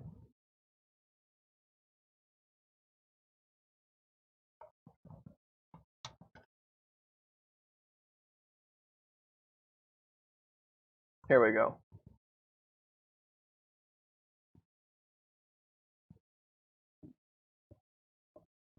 Try that.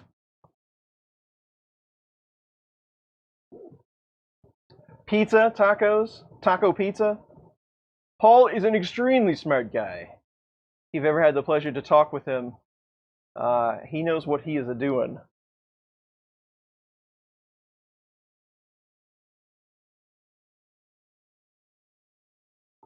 Cool. Chocolate Benchy. I bet you it doesn't taste like chocolate.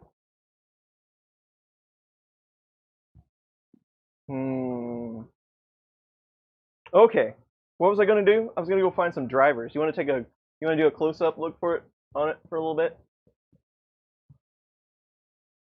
You can still hear me, but I wanna walk over here.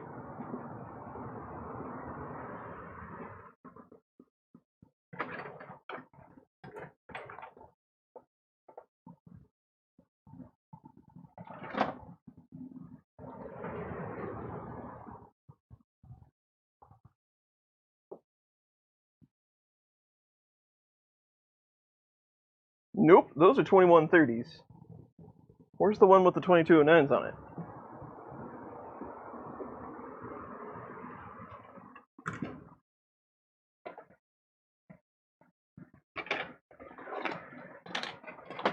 Oh, nope, that's not it either. There it is.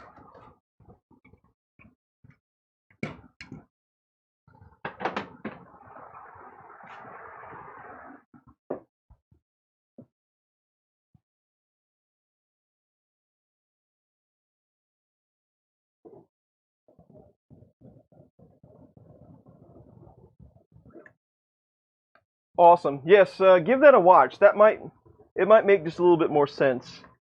And I believe he does walk through it in Ubuntu on the video, but if you're just making the image, you can do that in anything. Windows, it works just fine. I have tested it. It does seem to work pretty well.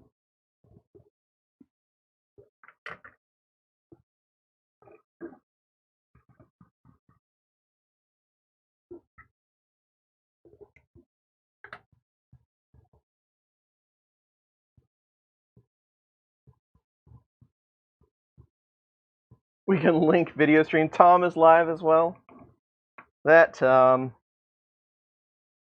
think his stream, like Sunday evenings for him, I think that's pretty common for him. We probably share an audience, but I'm sure he has a couple thousand people over there. Tom's probably like to the 500,000 mark or something, I would guess. He's been doing this a long time.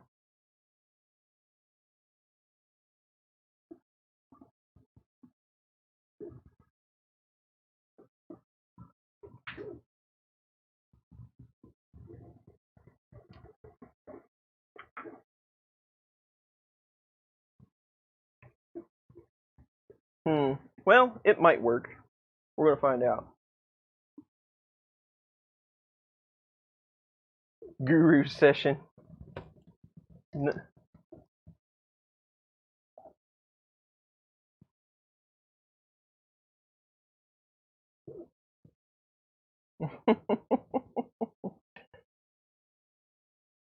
I just never really got into resin. Like I say, we've tried it. We tried it on stream. It worked okay. I think we did what was it? Anycubic. It's been years ago. Photon. Anycubic photon. It worked. But it's too big of a mess for me, honestly.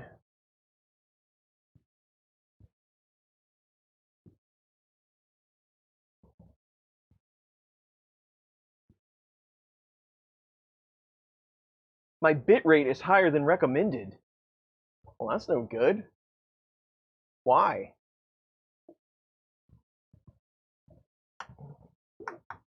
Basements are better than studios?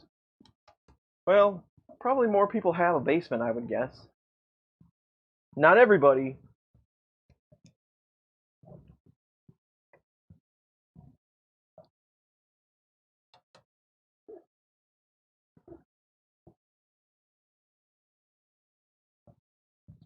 Basement studios are top notch. Some are. I don't know that mine is, but some are, I'm sure.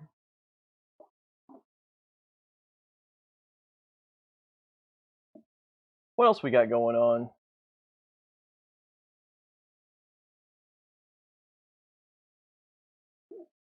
If you follow Tom, your wife has never seen a basement. A lot of folks haven't. If you tuned into Tom's stream, we did last week sometime. I don't remember what it was. I sent Tom a big box of 3D printer stuff. I'm not going to call it a 3D printer. It's just 3D printer stuff, and I'm looking forward to seeing what Tom does with all of that stuff. Or at least he can use the filament and the T-shirt that I sent him. Anycubic Viper, I know nothing about it.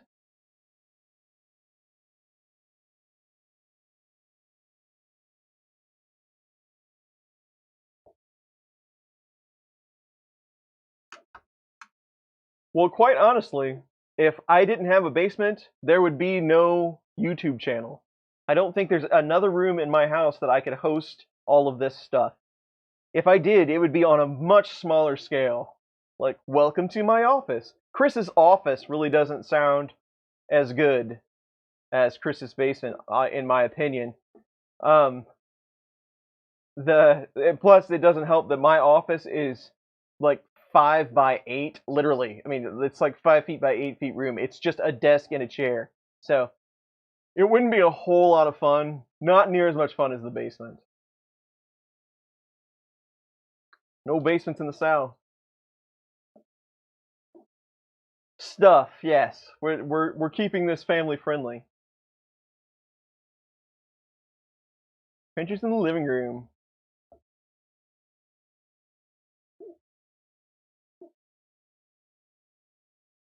Basement does kind of have a serial killer sound to it. I'm not gonna lie.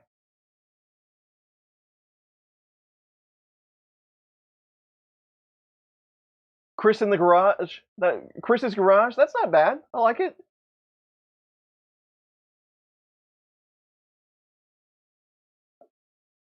That's right. Use the kitchen table. When I was a single man, I rebuilt a whole dual overhead cam upper head on my kitchen table. It was there for many days. Those were the good old days. Swimming pools, that's right, basement and swimming pools in the South. The layer, nice.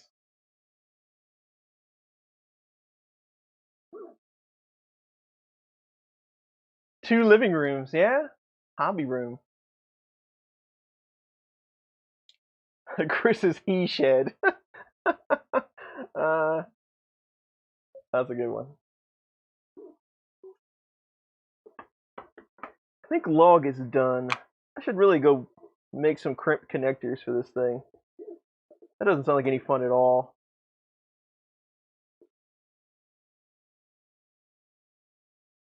We'll just leave it like that for now.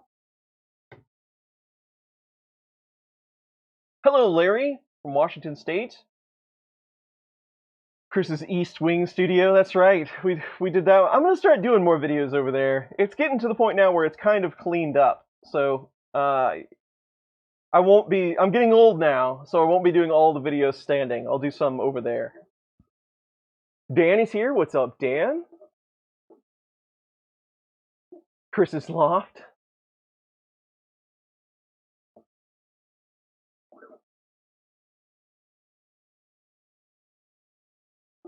Octoprint camera. You gotta be careful around them cameras, man.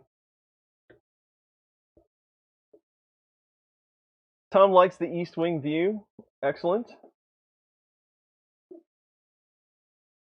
Yeah, Tom was commenting on, you have a 3D printing channel, and then on all your videos you can't see 3D printers. It's just one over in the corner. I mean, we can switch back to this view.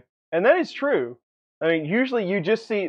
Now, it has been switched out over the years. The bear has been there for a long time. I do have 3D printers, but you really can't see them. But none working.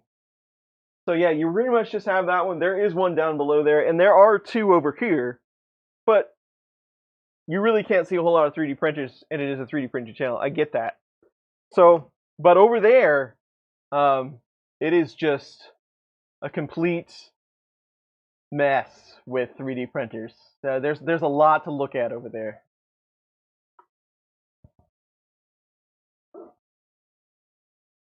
Treehouse of tech.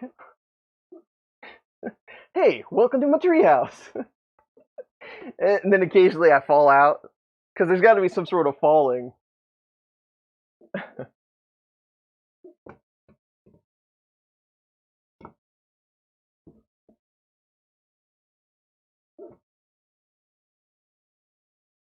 That is true. This shelf used to be just for filament. I used to just have stacks of it. I have switched it over. I'm gonna do something completely different. After all of this, after I get everything a little bit more organized, I'm gonna change things up a bit. I'm not exactly sure what we're gonna do. I'd like to have a smaller shelf, maybe just for some prints and stuff. Get rid of some of this stuff and put it someplace else. I don't know. I really haven't figured it out fully yet.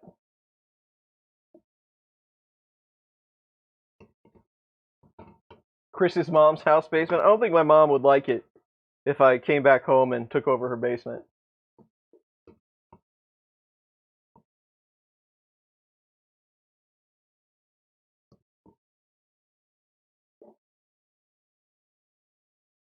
Sock puppets.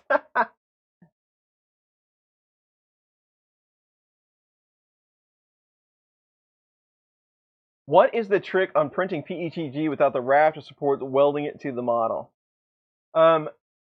So if you're used to printing PLA and you have your layer heights and widths and your first layer and all that tuned in for PLA, you probably need to go back and tune again for PETG. Because I have found over the years the most important thing that you need to look at if your supports aren't sticking is usually in most slicers, probably the first setting that will be impacted the first setting you're going to want to tweak to try to resolve it is extrusion multiplier.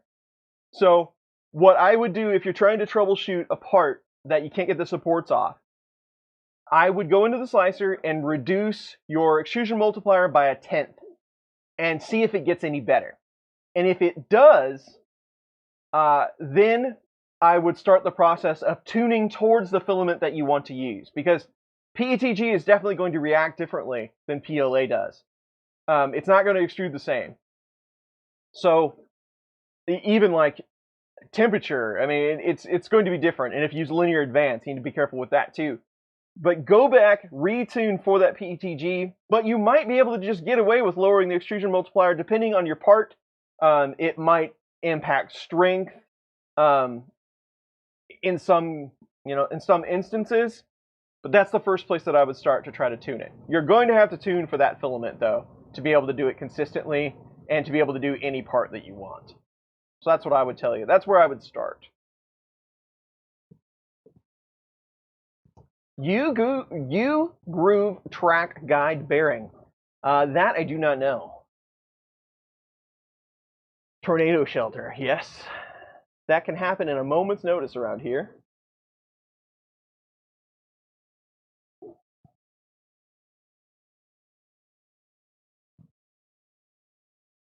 What is my full-time job?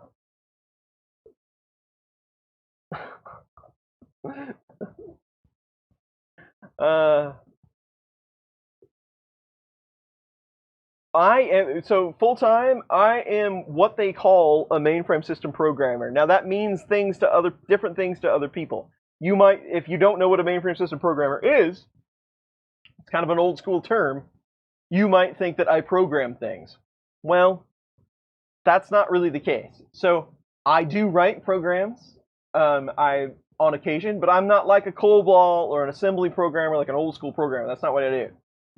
The system programmer, basically what we're in charge of is installing equipment and doing the hardware configurations to meet up to the specifications. So I set up, I do they call them IO gens.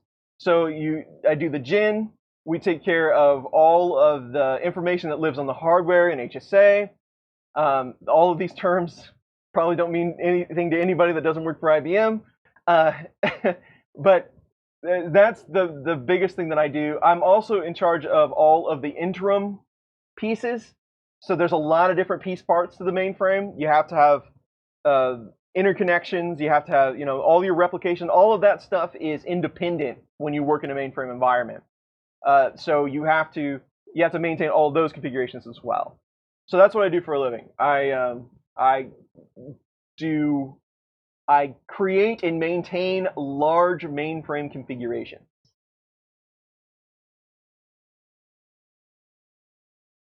Mama's Boy, the Ramones. I love the Ramones.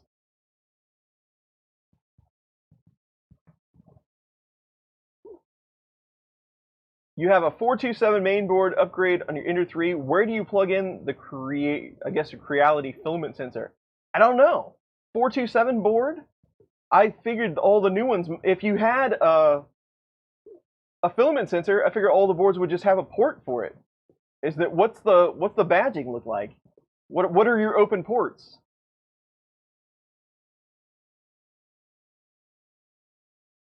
Motorhead Mitch is here. What's up, Mitch?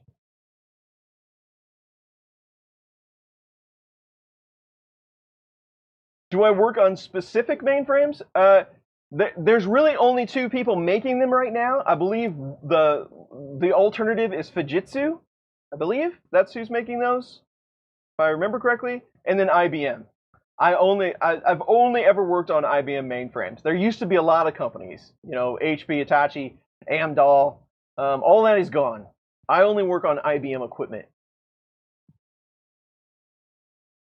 AIX is still around. I don't work with AIX, but we do have it.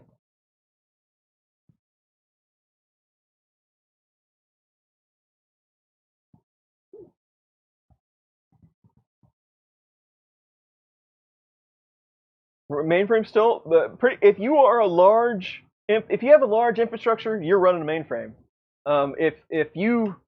Anytime you swipe your credit card or you go to the ATM, that's hitting a mainframe at some point. AS400, I used to work with AS400 occasionally. We don't do much of that anymore, but once in a while. System 360 days, now that's back there.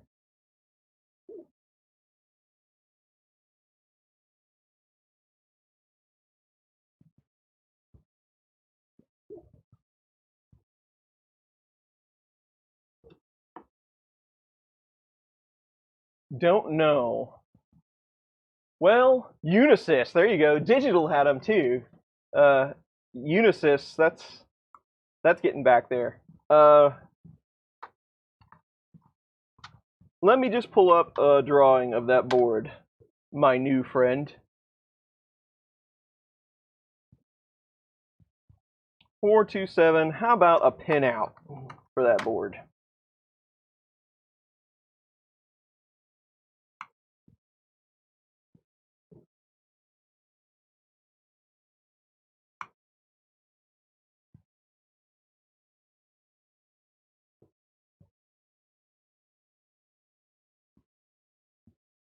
There's firmware.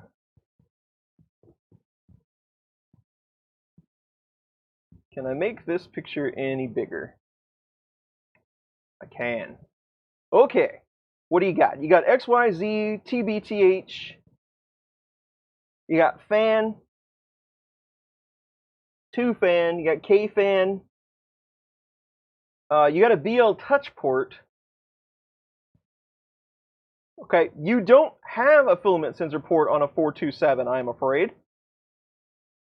Now, if you're really tricky in your configuration and you don't have a bed leveling sensor, if you don't have a bed leveling sensor, you could use that and flash Marlin to it and then use those pins. But you'd have to know what you were doing in the firmware. And as a new person, that's probably not for you. So I'm afraid to tell you. Well, now what is that port? This diagram isn't very good. Now hold on. Maybe I'm wrong. I missed a port. Maybe I'm wrong. Hold on a second. Let me look. Let's see if I can find a better. Oh, okay. I missed it. So there is a filament runout sensor. So on your board, on that 427 board, you have your fuse. Here, I'll just show you. I have the power of computers.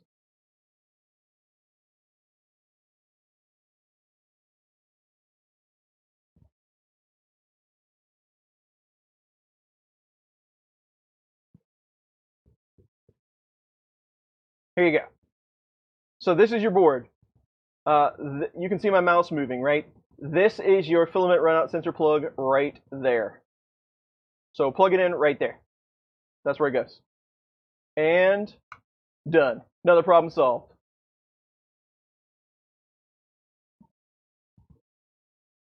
VAX system. We did have a VAX. We had it hooked up to FileNet for forever. One of those old platter systems. Yeah, that was a good one. Mr. Robato's brain is IBM. Z-Linux VMs. Man, I miss Z-Linux VMs. Yeah, it probably shouldn't still be on OS 390. We used to have a huge Z-Linux farm, and I really enjoyed that. But they decided to move to a different IBM platform, so we did away with all the Z-Linux. They got tired of buying IFLs. So yeah, I really like Z-Linux.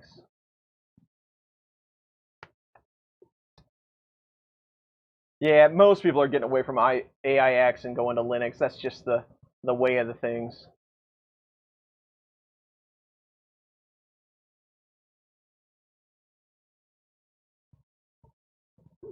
Wildcat is yelling at me that he told me 5 minutes ago. Well, you didn't show us, did you? You're welcome, Andrew.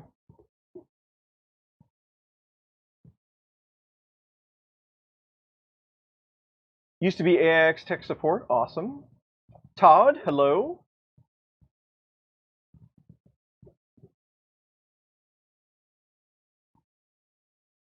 Smitty was the best thing about it.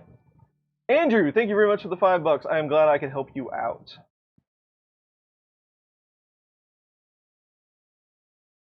Yes, that is true. There's a lot of ESX folks out there. Probably not near as many Z-Linux.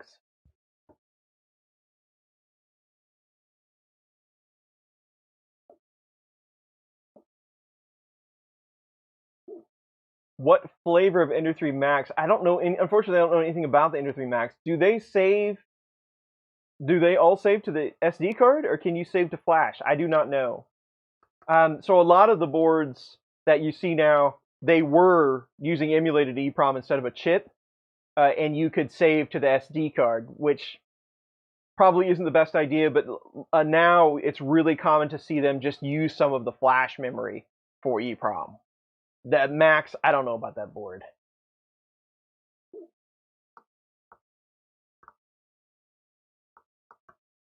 SCO. I don't know that one.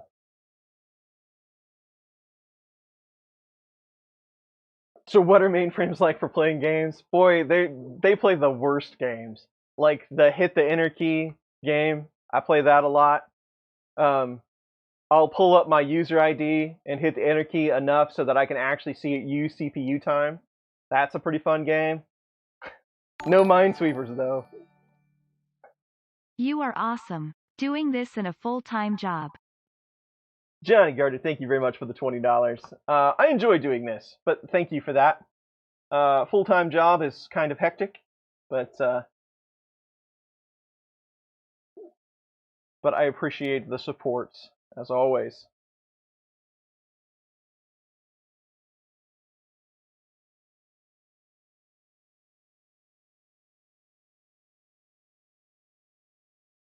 I need to, Dave. We need to like do a short video or something on your print cave. I need to come over and check it out one of these days.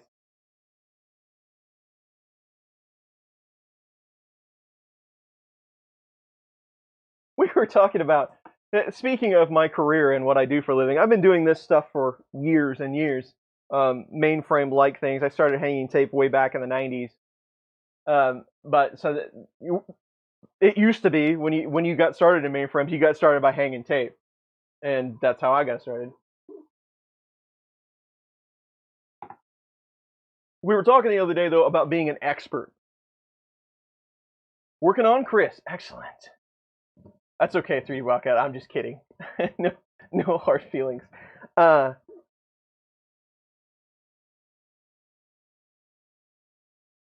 close am I be able to do this full time? Is it even possible? It is not possible. It will never happen. Unfortunately, it's just not going to happen. I would have to position myself in such a way to be able to do this full time that it's not worth my effort or time. I don't have enough free time to dedicate that much time to this to be able to do it. I would need like a third person to help work on this stuff in the background to even be able to schedule things like this. It's never going to be possible. But that's okay. I never really intended to do this full time.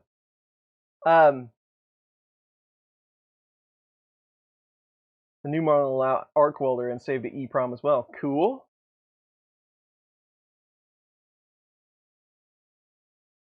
Without stall guard pin. Most of them have the pin. 56K line. So we were talking about being experts the other day. What are you an expert at? And a lot of people like to throw that word around. I'm an expert in this. I'm an expert in that. Well, I am technically an expert in something. Let's move this camera real quick. By definition of the word. Now, a lot of people like to think, well, you don't know everything about this, so you're not an expert. Well, that's not actually what we're talking about here, right? I'm trying to get you more in frame there. There you go. I am an expert. I am not a reference guide. I am by far not an expert at 3D printing. I'm nowhere close. I would never consider myself. This is just a hobby. I am not an expert at it. What I am an expert in is configuring data centers for large mainframes. That's my expertise. So if you're Google, I can help you out. If you're Amazon, I'm there for you. But what I know best, not going to be much help on YouTube. So there you go. But we were just kicking that around the other day, the word expert, and how people kind of, if you call somebody an expert, they expect you to be the end all reference for something. I know guys that have been, and girls that have been in IBM forever, since like people that invented certain things. I made this and we're still using it today. And I mean, they are, these are the people that think the grand thoughts, right? And they're not going to know everything, but pretty smart.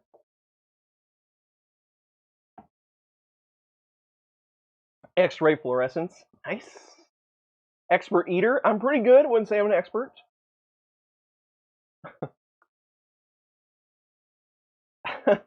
Mainframe guy, what that means is just I found there's some old guys that sat around and said, hey, we should show Chris how to do this. There we go. Benchy expert, probably not even that.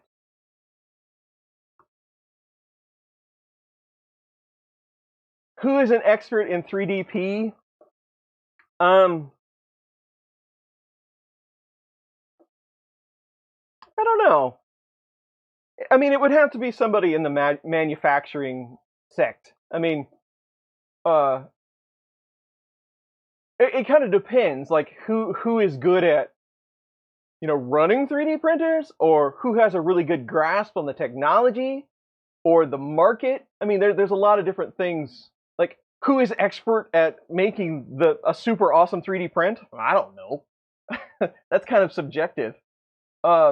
I can tell you there are a handful of people in the 3D printing community that I go to with my questions. And those, by my standard, those are the experts. Because, I mean, so people ask me questions, I go to other people to ask them questions. There are all kinds of different experts. So, I mean, that's a tough question to ask. Just for instance, Dave Randolph over at Printed Solid. I ask him a lot of stuff. He's been in this industry a long time. So, I mean, I go to him with a lot of stuff. In certain areas, especially like things like enclosures and the 3D printing business, I would say he's an expert. So, I mean, that's a tough call.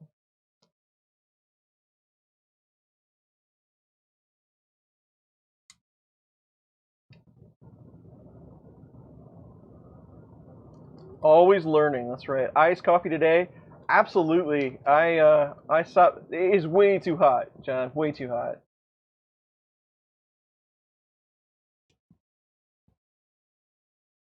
WordPress experts.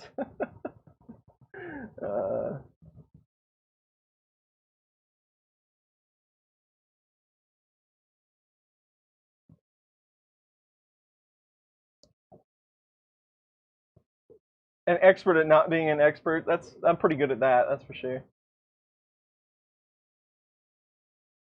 That's right. Warp team. Yeah. Honestly, we've only about 15, maybe less than that, 13 years ago, that we just now got completely away from warp. from OS2. Yeah, it hasn't been that long ago.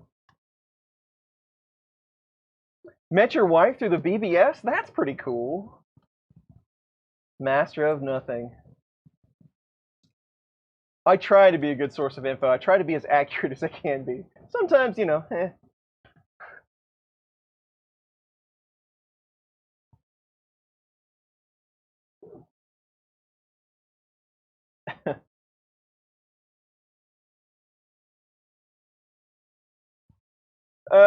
Tom is Filament Frenzy. Tom is he knows what he's doing with that filament. That's for sure. And he puts a lot of work into it. He has to. Tom, he turns out some really cool stuff.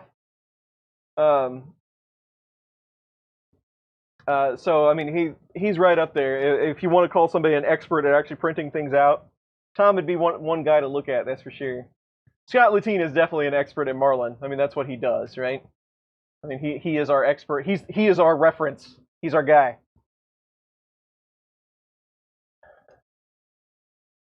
Expert at your house? That's all that matters.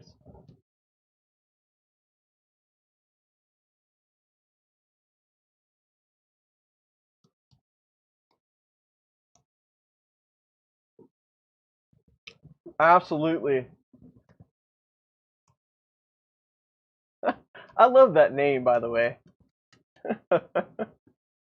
uh,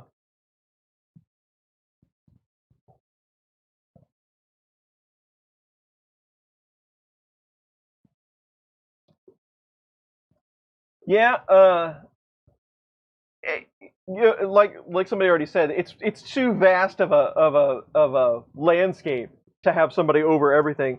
You know, like Chuck. You take a look at Chuck, what he's done over the years, and how many books he's written on electronics and things. I mean, he's an expert in a lot of things, um, especially when it comes to, you know, components and all that good stuff. He's the man. No one can know everything.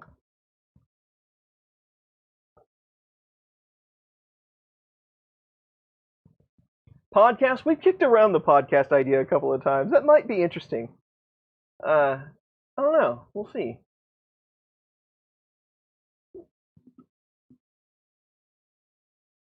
Is it magic? It is not magic.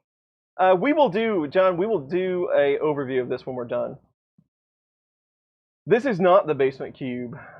This is not going crazy. Yes, Chuck has all good. Search for Chuck. He's got all kinds of stuff out there. It'll blow your mind how much stuff that Chuck has accomplished over the years. Running DMX lights.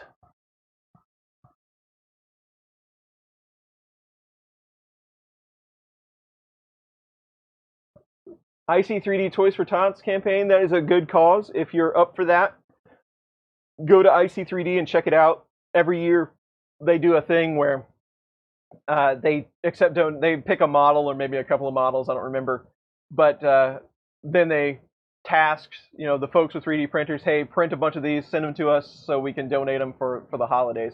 That's a good cause. Go check out IC3D's site for that.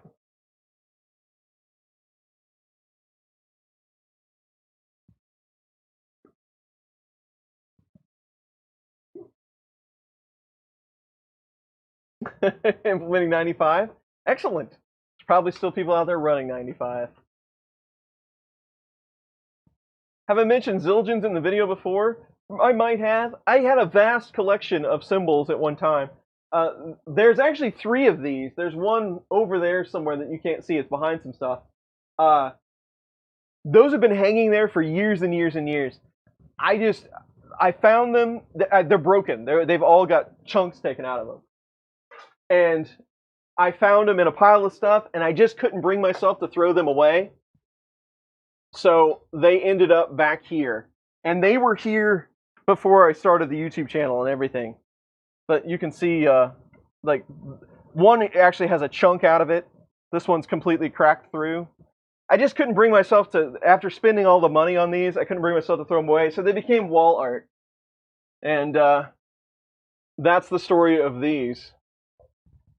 I used to play drums a lot. I don't play anymore, but maybe someday I'll go back to it. Zildjian's a hard one to spell.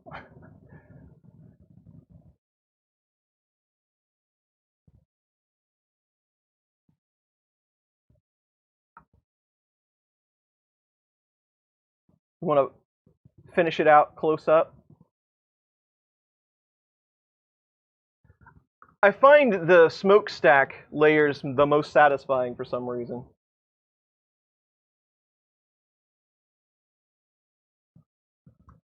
Groove juice.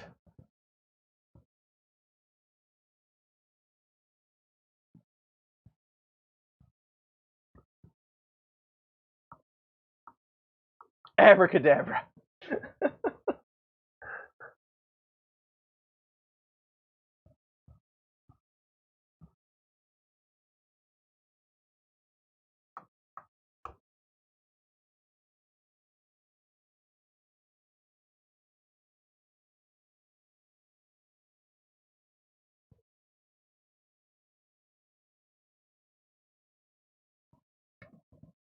Any plans for a new build in the not too distant future? Absolutely. We've got a lot of builds coming up, and I've mentioned this a couple of times.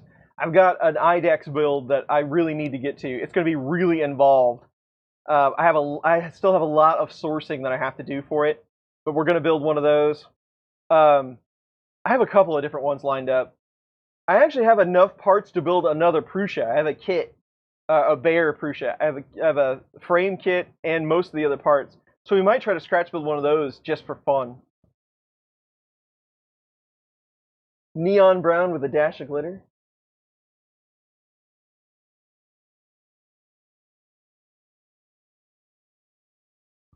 This is all on you. Thinking about Voron. I've thought about Voron many times, but I'm not currently thinking about Voron.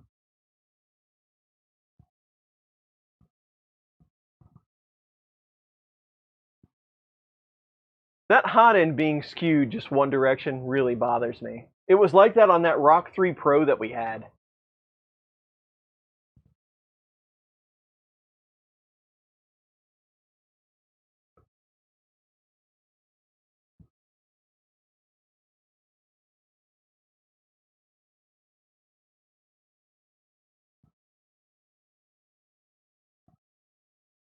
UV reactive? I don't know about this one.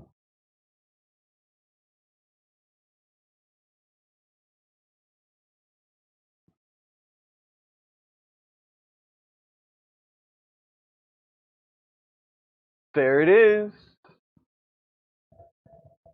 You can definitely tell this one has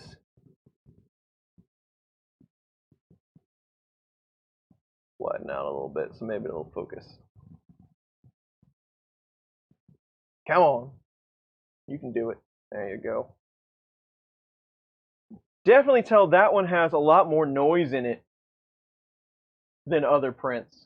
I'm guessing that's because of the plastic components. But you can see it, the ghosting. You see it real bad in there, real bad up front. More than you would usually see even on the bed slinger style.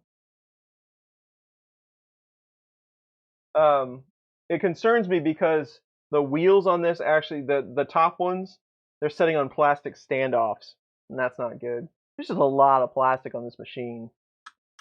It's not a terrible print.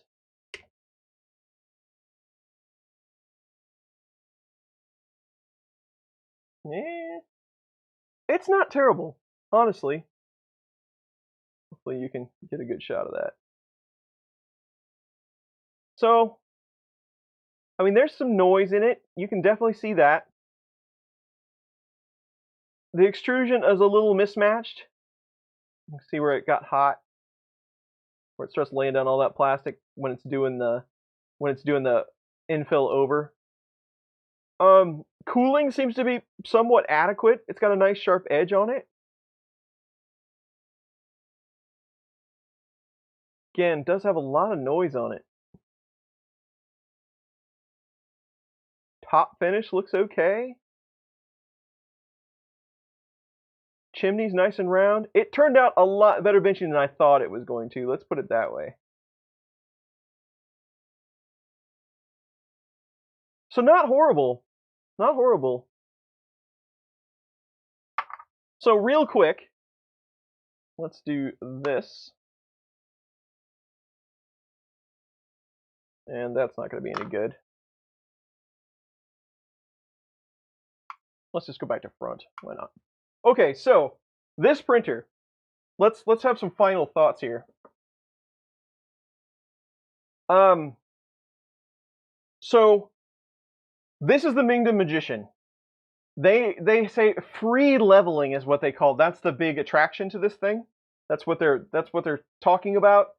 It is almost completely injection molded plastic. The carriage, the bottom, the part where the heated bed sets in, that is all plastic. The gantries, the top portion here, X, both sides, all molded plastic. The Z mounts, molded plastic. Really, the only aluminum you get are the extrusion, the uprights, the X gantry extrusion, and there's two little pieces of 2020. I show it at the beginning of this video that these two uprights bolt to. That's it. That's all the metal. This is still a pre-order deal. I have no idea how much it's going to cost. There is a link in the description if you want to try to get a few more details about it. It is a 230, 260 printer. The free leveling, there is a sensor on top here that when you touch the nozzle to the bed, this whole carriage actually moves slightly to trigger that sensor. So it's just, I don't even know what you want to call it. It's not like a living hinge or something. It's just using that stress, the flex of the carriage to make that sensor trigger. I don't know how that's ever going to be accurate. I don't know. I'm not sure why.